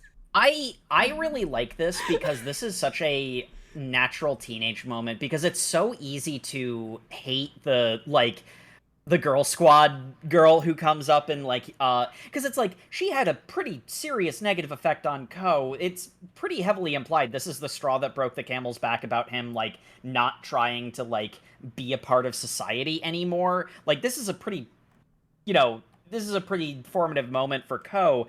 But on the other hand, you have to look at it from unnamed girl's perspective. She's only got what Sakura had told her about the situation. And if your friend comes to you, crying, like, you go to bat for your friend. A knee-jerk reaction to seeing the person that made your friend cry as a villain, and stupid teenagers are going to jump to conclusions. It's really sad, but it's very it's very real, and there's not really a villain here other than perhaps hormones, which, again, all of the night. Akira's kind of there through negligence. If only just the fact that she never told Ko about this feels weird. Akira, and like, that actually is a big part of the reason why Akira is so, like, melancholic and, like, frustrated with life. That's where her character arc is going, because Akira, you maybe should feel guilty about some of the things that you did. She could have made the situation a lot better and chose not to out of fear and not wanting to, cause problems. Or not wanting to cause problems for herself specifically. Wanting to watch other people have problems because, hey, bored. Yeah. And also struggling with feelings with Ko that she's like, I know, I'll send this sacrificial lamb to see what's going on there. I don't think it's quite that bad, but yeah. Kind of. And we have another, this kind of starts the last arc that we were on, involving the school, because Ko happens to run into the last possible person he would want to run in on his night. A teacher. One of his teachers. Oh no. I love how this homeroom teacher maintains the status quo of no one talks to anyone about anything meaningful. He's just like, you should not going to school, kid? Well, I'm not on the clock right now, so I'm not going to deal with that. Like, a realist teacher, okay. And also I went to school with some of these teachers. Very cool. He was walking home from the grocery store drunk. Tried to run after Ko, and Ko bolted, so he puked. And Ko felt so bad for him, he came back with water. It's just like, this guy, he's just the homeroom teacher. He's not the worst. He's not my favorite. He's just kind of a really dour guy. Some kids were being teasing, asking him if he had a girlfriend. And when he shut that down, it kind of killed the mood in the whole room. Gave him a reputation for being a hard ass, yeah. Yeah, hard ass fuddy duddy, and they just have a moment. I mean, that's honestly like, we've been getting a lot of, like, plot and character arcs, but this is a nice return to the way that Hall of the Night started off, where it was just, kind of vibing with people who happened to be out at night. Back when vampirism was a metaphor. Yeah, they just have a little heart to heart, and he's like, yeah, I kind of really don't like kids, and teaching's frustrating, and it's really difficult, and I find it hard to, like, connect with my students, but he enjoys the idea of being able to impart his wisdom onto the next generation, so he continues it. Yes, the act of teaching, the, like, philosophical part of it appeals to him, so he keeps it up. Yeah. I feel like maybe he should be a college professor then, but of course, Nazuna shows up to cause problems. Oh, I'm Ko's mother. Thank you for looking after my boy. You are way too young for that to be true. Stop lying to people. Stop projecting your fetish on people in public. I really... No. No. Save that for behind closed doors. Save that for the manga cafe. Save that for the bonus chapter at the end of this volume. I really liked the setup for the next chapter, which has the miraculous title of "Mwahaha! I'm driving." I don't recall the chapter titles being as cheeky as this. Those were fun. But Nazuna has made her apartment actually look livable. Kind of. She bought a bed and a lamp. She got a bed, a lamp, And shelf. and shelves where she has her massage equipment. You know, the foot massage, a bed to something to rest your head on for a back massage. Wait a minute. Oh, that's one of them personal massage devices. Okay. Yeah, it's original purpose. You pervert. Yeah, yes, the thing Hitachi advertised their product for doing. Yeah. They definitely didn't go through an entire research and development cycle before realizing. Nope. Absolutely not. All right. Anyway. All right, Co. Now that I've got my fresh new business front, go get me some business. Why aren't you doing that? I want you to do it. Go. It's more fun this Okay, way. Gotta find somebody who won't beat me up or think I'm hitting on them. Who's somebody that is in just the right, like, the right, like, uncanny valley of depressed and tired that looks like they Ooh. could be brought right into this manga. Ooh, what about that girl over there who's dressed like a Helsing character? Chain smokes like one too. But yeah, he goes to talk to main character looking ass lady. Main character with her fucking Alucard glasses. Her Alucard glasses. But the hair is giving me Chainsaw Man vibes now that I'm looking closer at it. Yep. This could be a devil hunter. Yeah, she looks like she does not belong in this manga. So Ko should not be talking to her, but here we are. I was getting ready to be flattered by having a younger man ask me out. That is not what I'm doing. I just am out here drumming up business for the cuddle buddy thing. Okay, no, I'm not. I know how I'm it not sounds. going to prostitute Listen. I'm not going to prostitute a child. No, hold on. Told you, there's no way to not make this weird. It just is. And you just have to lean into that. This is your There is part-time... no penetration. I must make that clear. Oh, Wait. well then. Wait, so this is your part-time job and you're a minor? Oh, you are way past the legal hours that minors are allowed to work. I'm just f***ing with you. I'm not that much of a stickler. Anyway, here's my card. Private Detective Uguisu Anko. If you ever need to find somebody again. Holy crap! Private detectives are real! Don't know why you think they wouldn't be. Though it's usually boring stuff, just you know? on TV. Finding out if your spouse is cheating and people who are missing. By the way, I'm actually looking for someone who goes by the name Aki. Have you seen him? Nah, no, don't know anybody by the name Aki. I know nobody by the name Aki. No one, literally.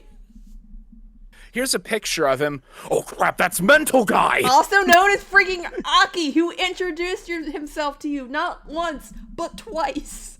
Legit. Nice Mental Guy. Yeah. And then upon seeing him freak out at the sight of the picture, she goes to grab his wrist with her very strange gloves.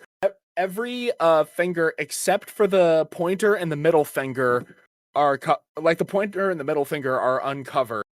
And then part of like the heel of the hand is open as well.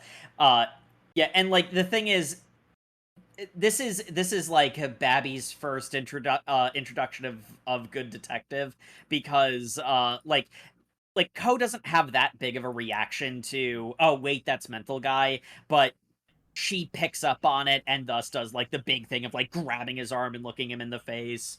We're establishing this is not just she's not just a character, she is competent and skilled at like her profession, and that's going to factor into things.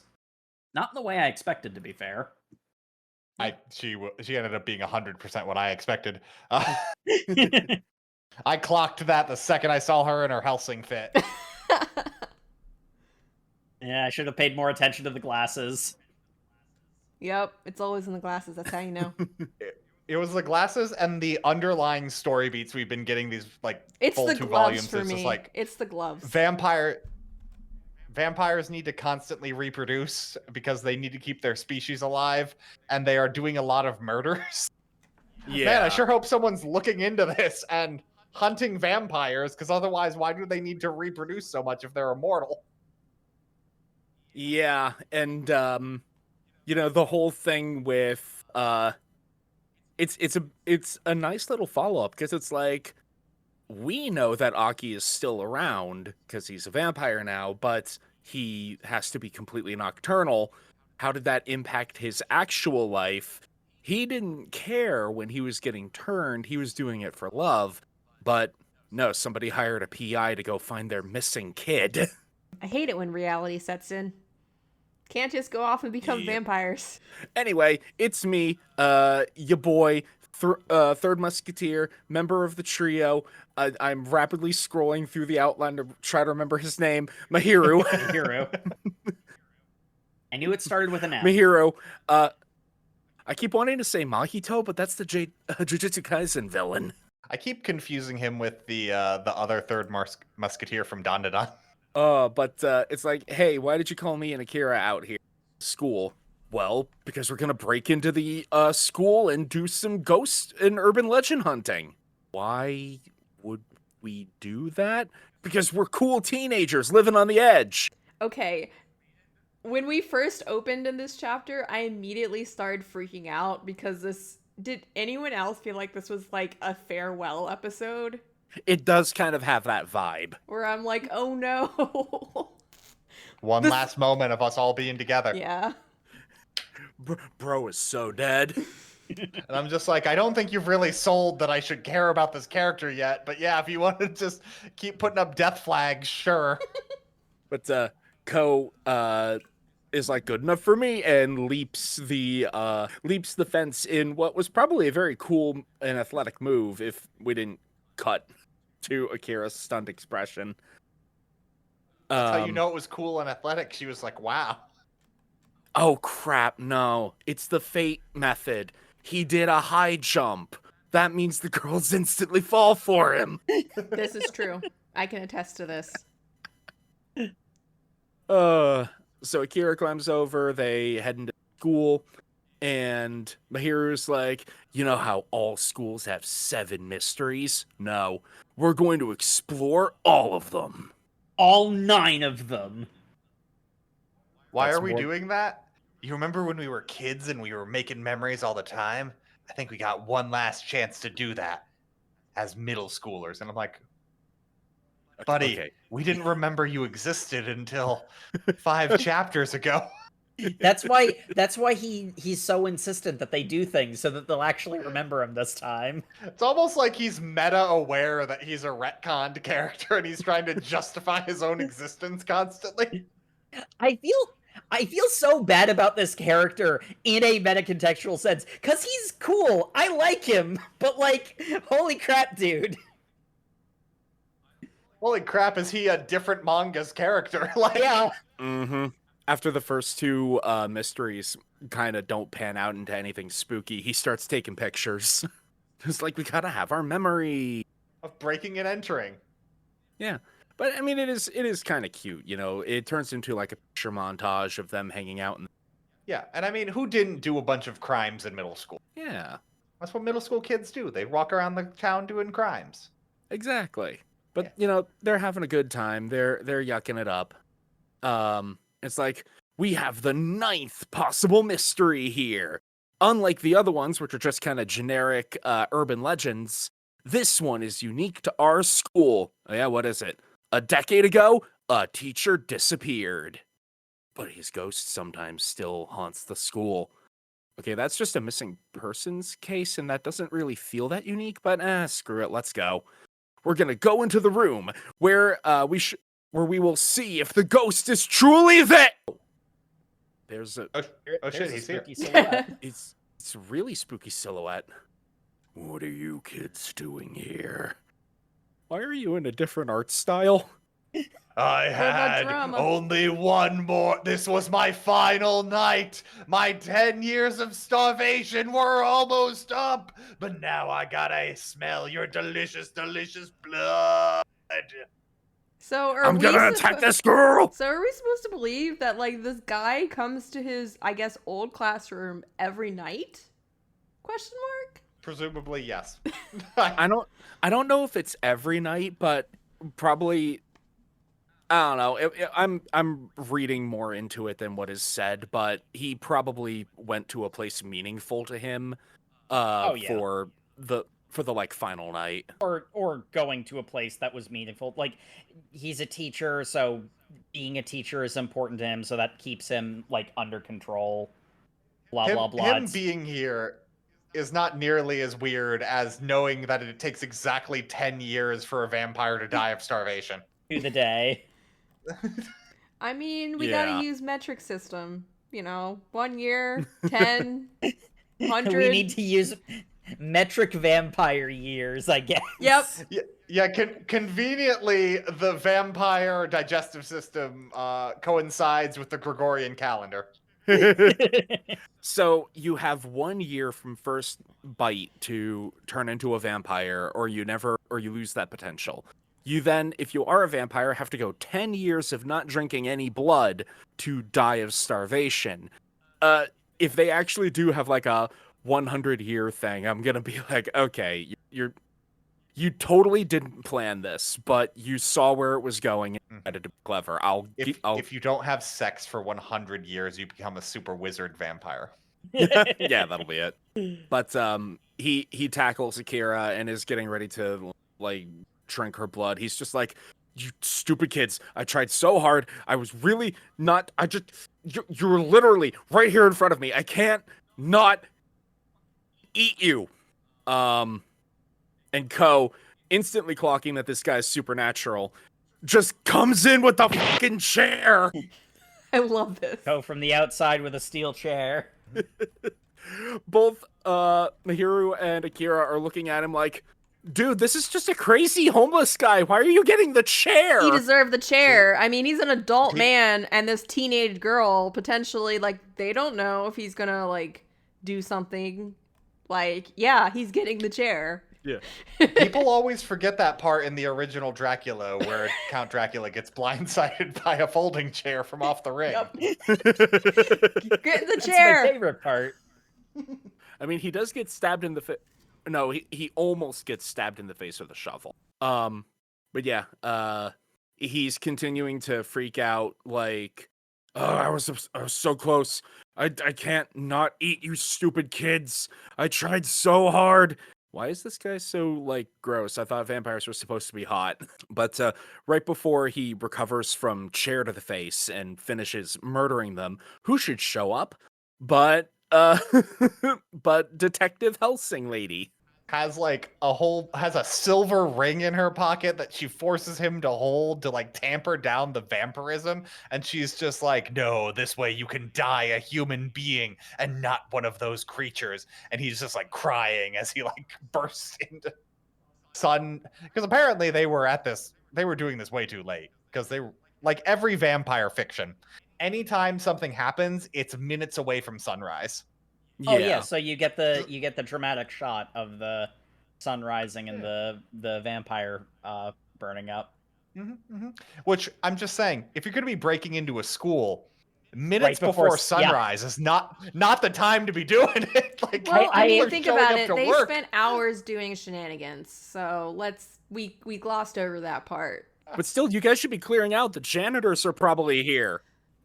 Legitimately, there was like the like spooky shot of the vampire teacher like in the thing, and 100% I thought it was gonna be, oh, that's a janitor. Like, Yeah, me too. but no. That would have been tonally consistent with the rest of the manga. And I love this. I legitimately love this because, the detective is explaining how this guy's been abstaining from blood. And Ko's like, well, why didn't he drink blood then? Like, that's the thing that vampires do. And the detective turns to look at him like, what? No. Who would choose this? Would hurt people. Wow. A guy who was turned into a monster against his will didn't want to start hurting other people, possibly unto death. Crazy. And Ko's standing there like, oh. I hadn't deeply considered that. Huh. Well, crap. Crap, I guess I'm kind of a dick, aren't I? Cut And- back to Ko at the beginning of her reading saying, sometimes it's cool for vampires to murder people. Yep. But, detective lady holds the vampire as he vents about the pain he's gone through. You know, the deep betrayal of his turning originally, the struggle of avoiding blood, and the fact that he's not spoken to another person in a decade. So she gives him the silver ring to fight off his vampirism to the last minute, and he burns up in the sunlight, dying human. Majestic. So I guess, was And- the implication, like, is there a 10-year, like, would he have been automatically, like, disintegrated, or... So We the don't know. implication, the implication is that she like sped up the process, so that he wouldn't he wouldn't give in to temptation until the sun came up. But the sentiment is because Ko's reaction is, a person just died. How could you do that? And her reaction is, I mercy killed someone before they did something they'd regret for the rest of eternity. Which is something he was very adamant on. Yeah, like, he was like, I have gone, like, 10 whole years without partaking. Like, it's implied that he did not consent to this conversion. So she gave him this last mercy. Not, murder or immoral. Yeah, Ko reads it as murder because he has the perspective of, he died, now you can't fix it or make it better, whereas her perspective is, this is a mercy euthanasia of someone who was sick. Her telling the three musketeers, all three of them who've always been here all along, that she's willing to give them information if they want to seek it out. And then we end on the stinger of Mahiru going to talk to her about vampires, just like, hey, I think my girlfriend's a vampire. Am I gonna die? Yes. That's not That isn't said on actually panel, said, but It's the the body language is... implication. Yeah. The body language implication. There is speaks no very other loudly. answer that character would give. So, Oh. that is the end of our reading. And now we Yep. go into our discussion questions. We do. So, favorite character. I think my favorite character ended up being Sari. She's a good foil to Nazuna. She created a good bit of drama, and her arc with Mental Guy was both cathartic for its ending, and also a good test bed for Ko to realize what he's getting himself into a bit more. And I'm curious to see, because that's really been the main thing of these two volumes, is Ko slowly realizing more, oh, my dreary emo kid fantasies of becoming a creature of the night might require more pain and suffering than I intended. Getting more than I bargained for here. And Sari was a fun tertiary villain, so yeah, she's my favorite.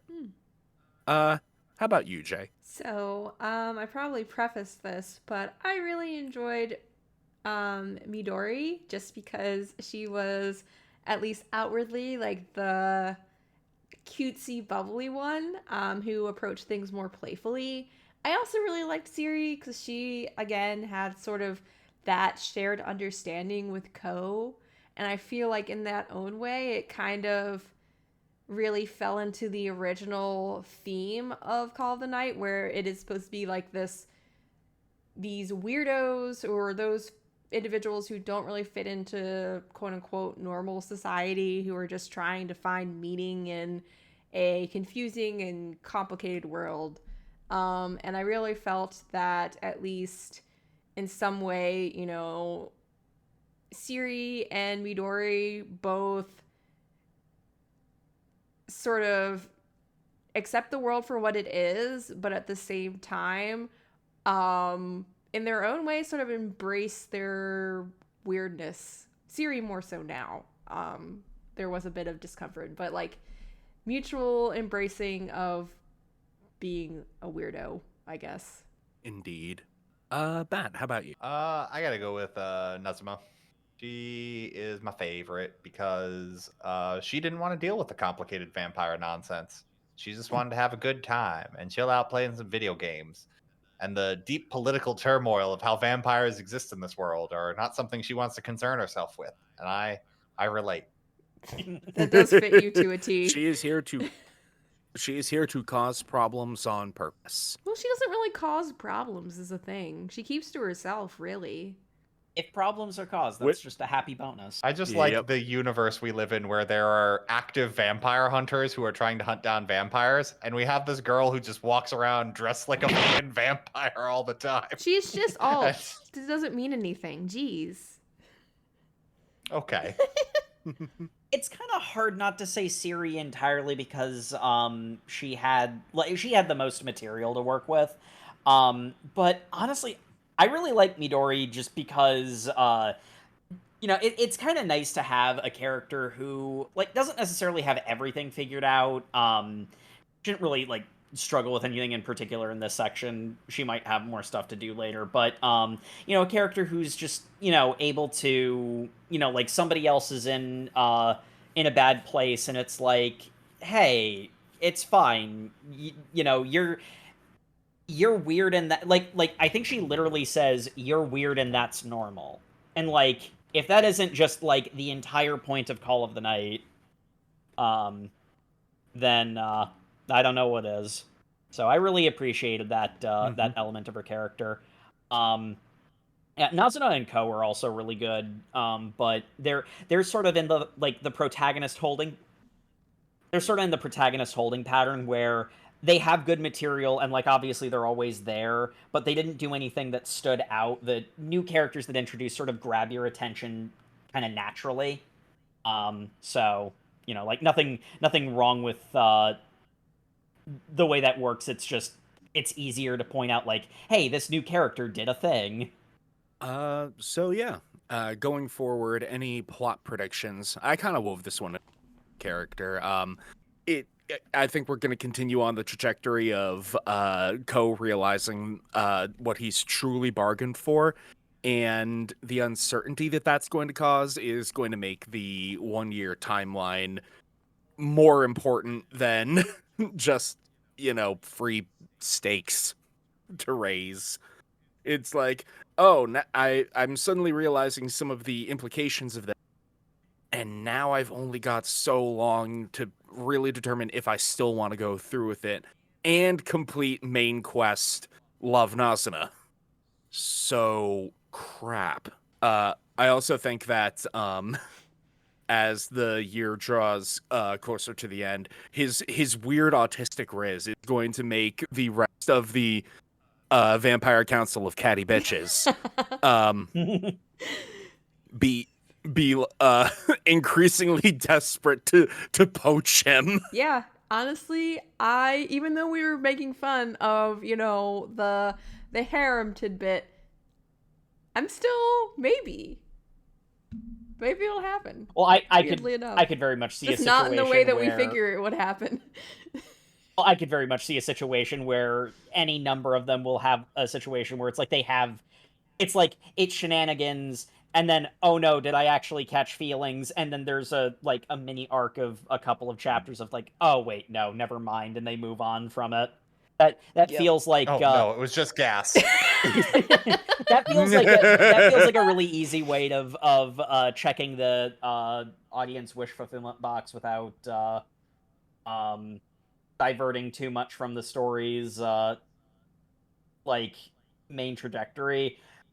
Though I will say, if I were to have a complaint about Call of the Night, I do feel like I liked it.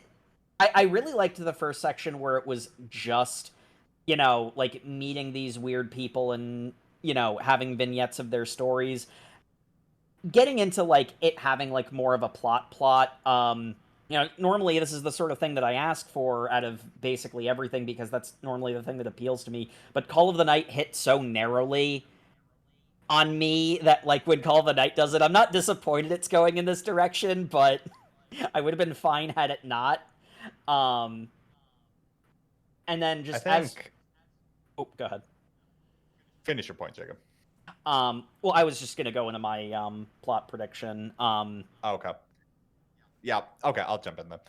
Yeah, Jacob, I'm kind of at the point here where I preferred Call of the Night when being a vampire was a metaphor for like escaping society. And now we're kind of just dealing with the logistics of a vampire world. Mm-hmm. Yeah. And it doesn't feel like it was well thought out. So I kind of don't want to deal with that when I just want to have fun night adventures. Again, because you are. Especially because I'm now at, it's the problem you get a lot in vampire fiction where you're like, so okay, I get what vampirism was a metaphor for. What the hell is, how do vampire hunters fit into the metaphor? Wait, hold on. No, they just actually exist. It was really strongly tied to the metaphor, but now we've got to like fit what does killing gotta fit people who want to live in the night, and now also there are vampires that are just monsters. Mm-hmm. That aren't the cute anime girl vampires. They can be that if that's what you want. We've got to fit the real world into the metaphor. They can be cute little anime vampire girls if you want them to be. Whatever works. Well, actually, in all honesty, that kind of goes into my plot predictions, because I'm pretty sure I know where this is going. Especially because we had a character out loud, like, say the metaphor of the story. Mm-hmm. You're weird and that's okay, you just have to find your way of living in this world with your weirdness. My suspicion is that we are going, like, the coven of catty bitches over here, they are exactly what they appear to be as of right now. There isn't a layer deeper to them. They've, like, not killed anybody, and they've sired, like, maybe 1 or 2 or 3 vampires at most. Probably some of them in that group. They mention the rules of vampire society that's really dark and scary, but they just don't do that because they found a way to live in this world in a way that, for the most part, you know, like, they found a way to live in this world that doesn't do any permanent damage, and it's like, they might have to grapple with, you know, like, we had the moment of, like, Ciri having to grapple with, you know, like, the harm that she caused to people, and now, like, she's on a path of changing and being better and better coping with her weirdness. And then you're going to get a group of characters who don't cope with their weirdness well. And they are going to be the ones who, like, actually follow the hard vampire rules, and it is going to be a confrontation between these people who just want to live their own lives, and these, like, you know, like, this grand clash between vampire hunters and the sort of more traditional expected monster creature of the night vampires. You know, that, and, like, you know, because, like, there's the element of, like, Ko wants to be a part of the night. He wants to be a creature of the night, etc., etc. There's consequences to that choice, and Ko is going to have to grapple with them. But at the same time, the manga doesn't seem to see his position as outright wrong. He just needs to understand what he's getting into better and find where he fits in that world. In all honesty, there's a non-zero chance he might not be a vampire at all by the end of the story, and he and Nazuna just keep the relationship they have now. I don't know. Even though it would be illegal. And he'd be, like, on the chopping block, theoretically. Well, and like, the conflict of the story would be, that's wrong, don't do that. But honestly, that is far enough in the future and laden with enough detail, like, plot details we don't have yet, that I don't want to make, like, that's not the prediction. My prediction is the reason why they're introducing the vampire hunter stuff now is because we're, you know, it's going to be the element of, you know, you have your goal, but this is what you're really asking, and these are the people who don't handle this choice well. Interesting. Well, I kind of would add that, so I I think we're going to delve a little bit deeper of how many vampires in this particular maybe city, country, whatever. We're going to get more background of about the vampire world and sort of the bylaws, weaknesses, all that entails being a creature of the night. It's going to be educational. Ko is going to, I guess, really better understand the stakes that are involved, whereas obviously in the first part of our reading, Ko was just enamored with, cool, it'd be really cool to have this alternate world where, you can exist during the night and it's not weird and accepted, and, continuing to explore his relationship with the Coven of Catty Bitches, which are my favorite. Would love to hang out with those ladies. But yeah, I actually... In the best way, Jay, you would fit in with them swimmingly.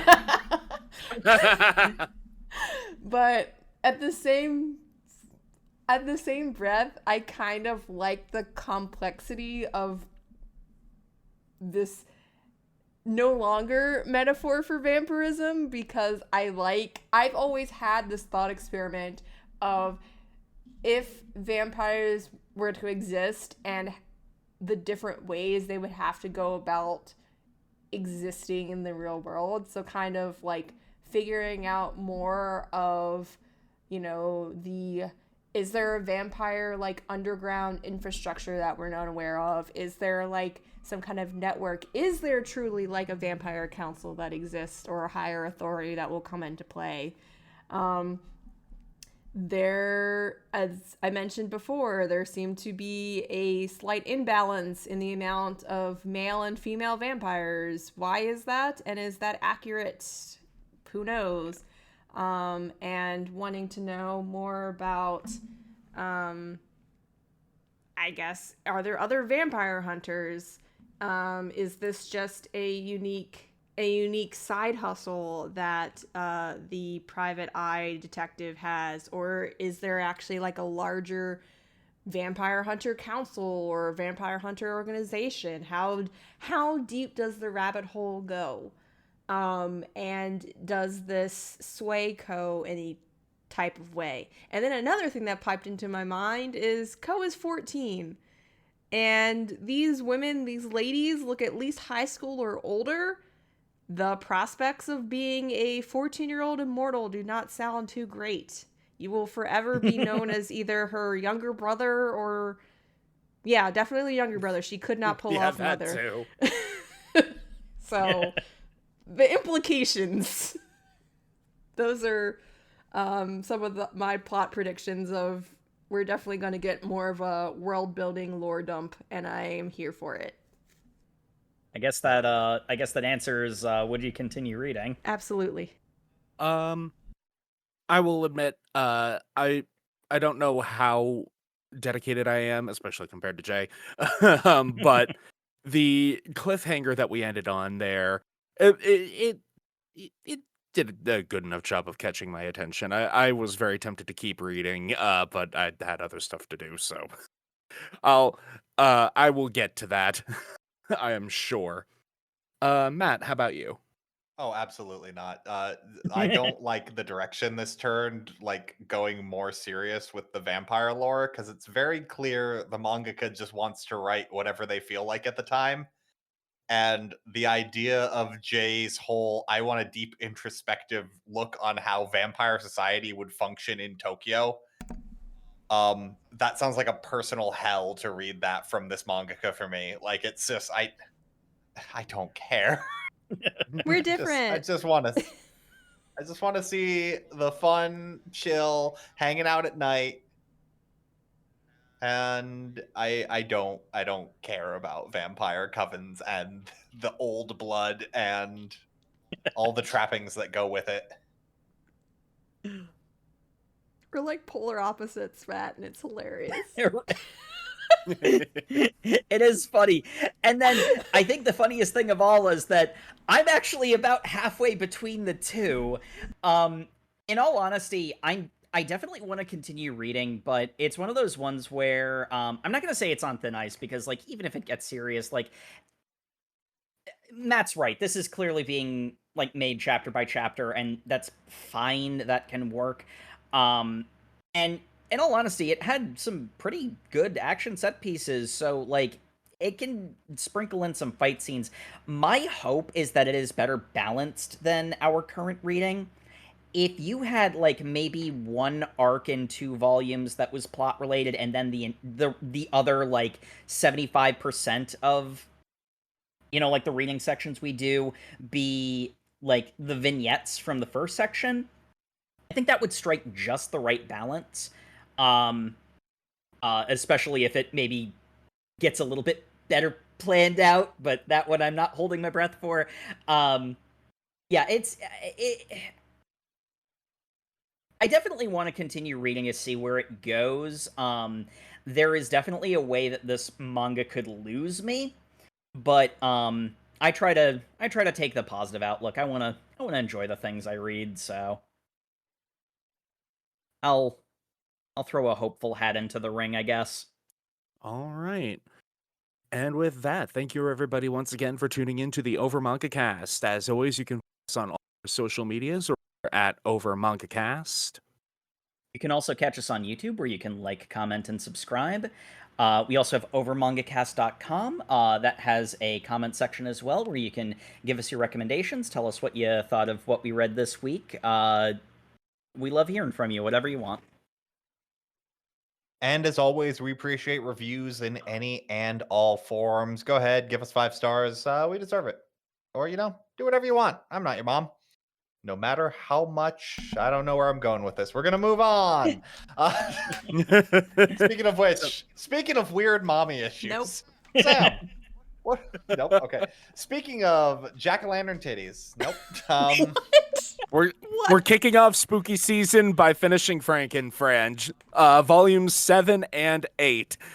So there's definitely no mommy fetishes in that. Nope, not at all. read that if you're keeping up with the show, and we'll see you all in 2 Thursdays. October's coming, baby. Ready. Good night. Good night. Good night. Good evening.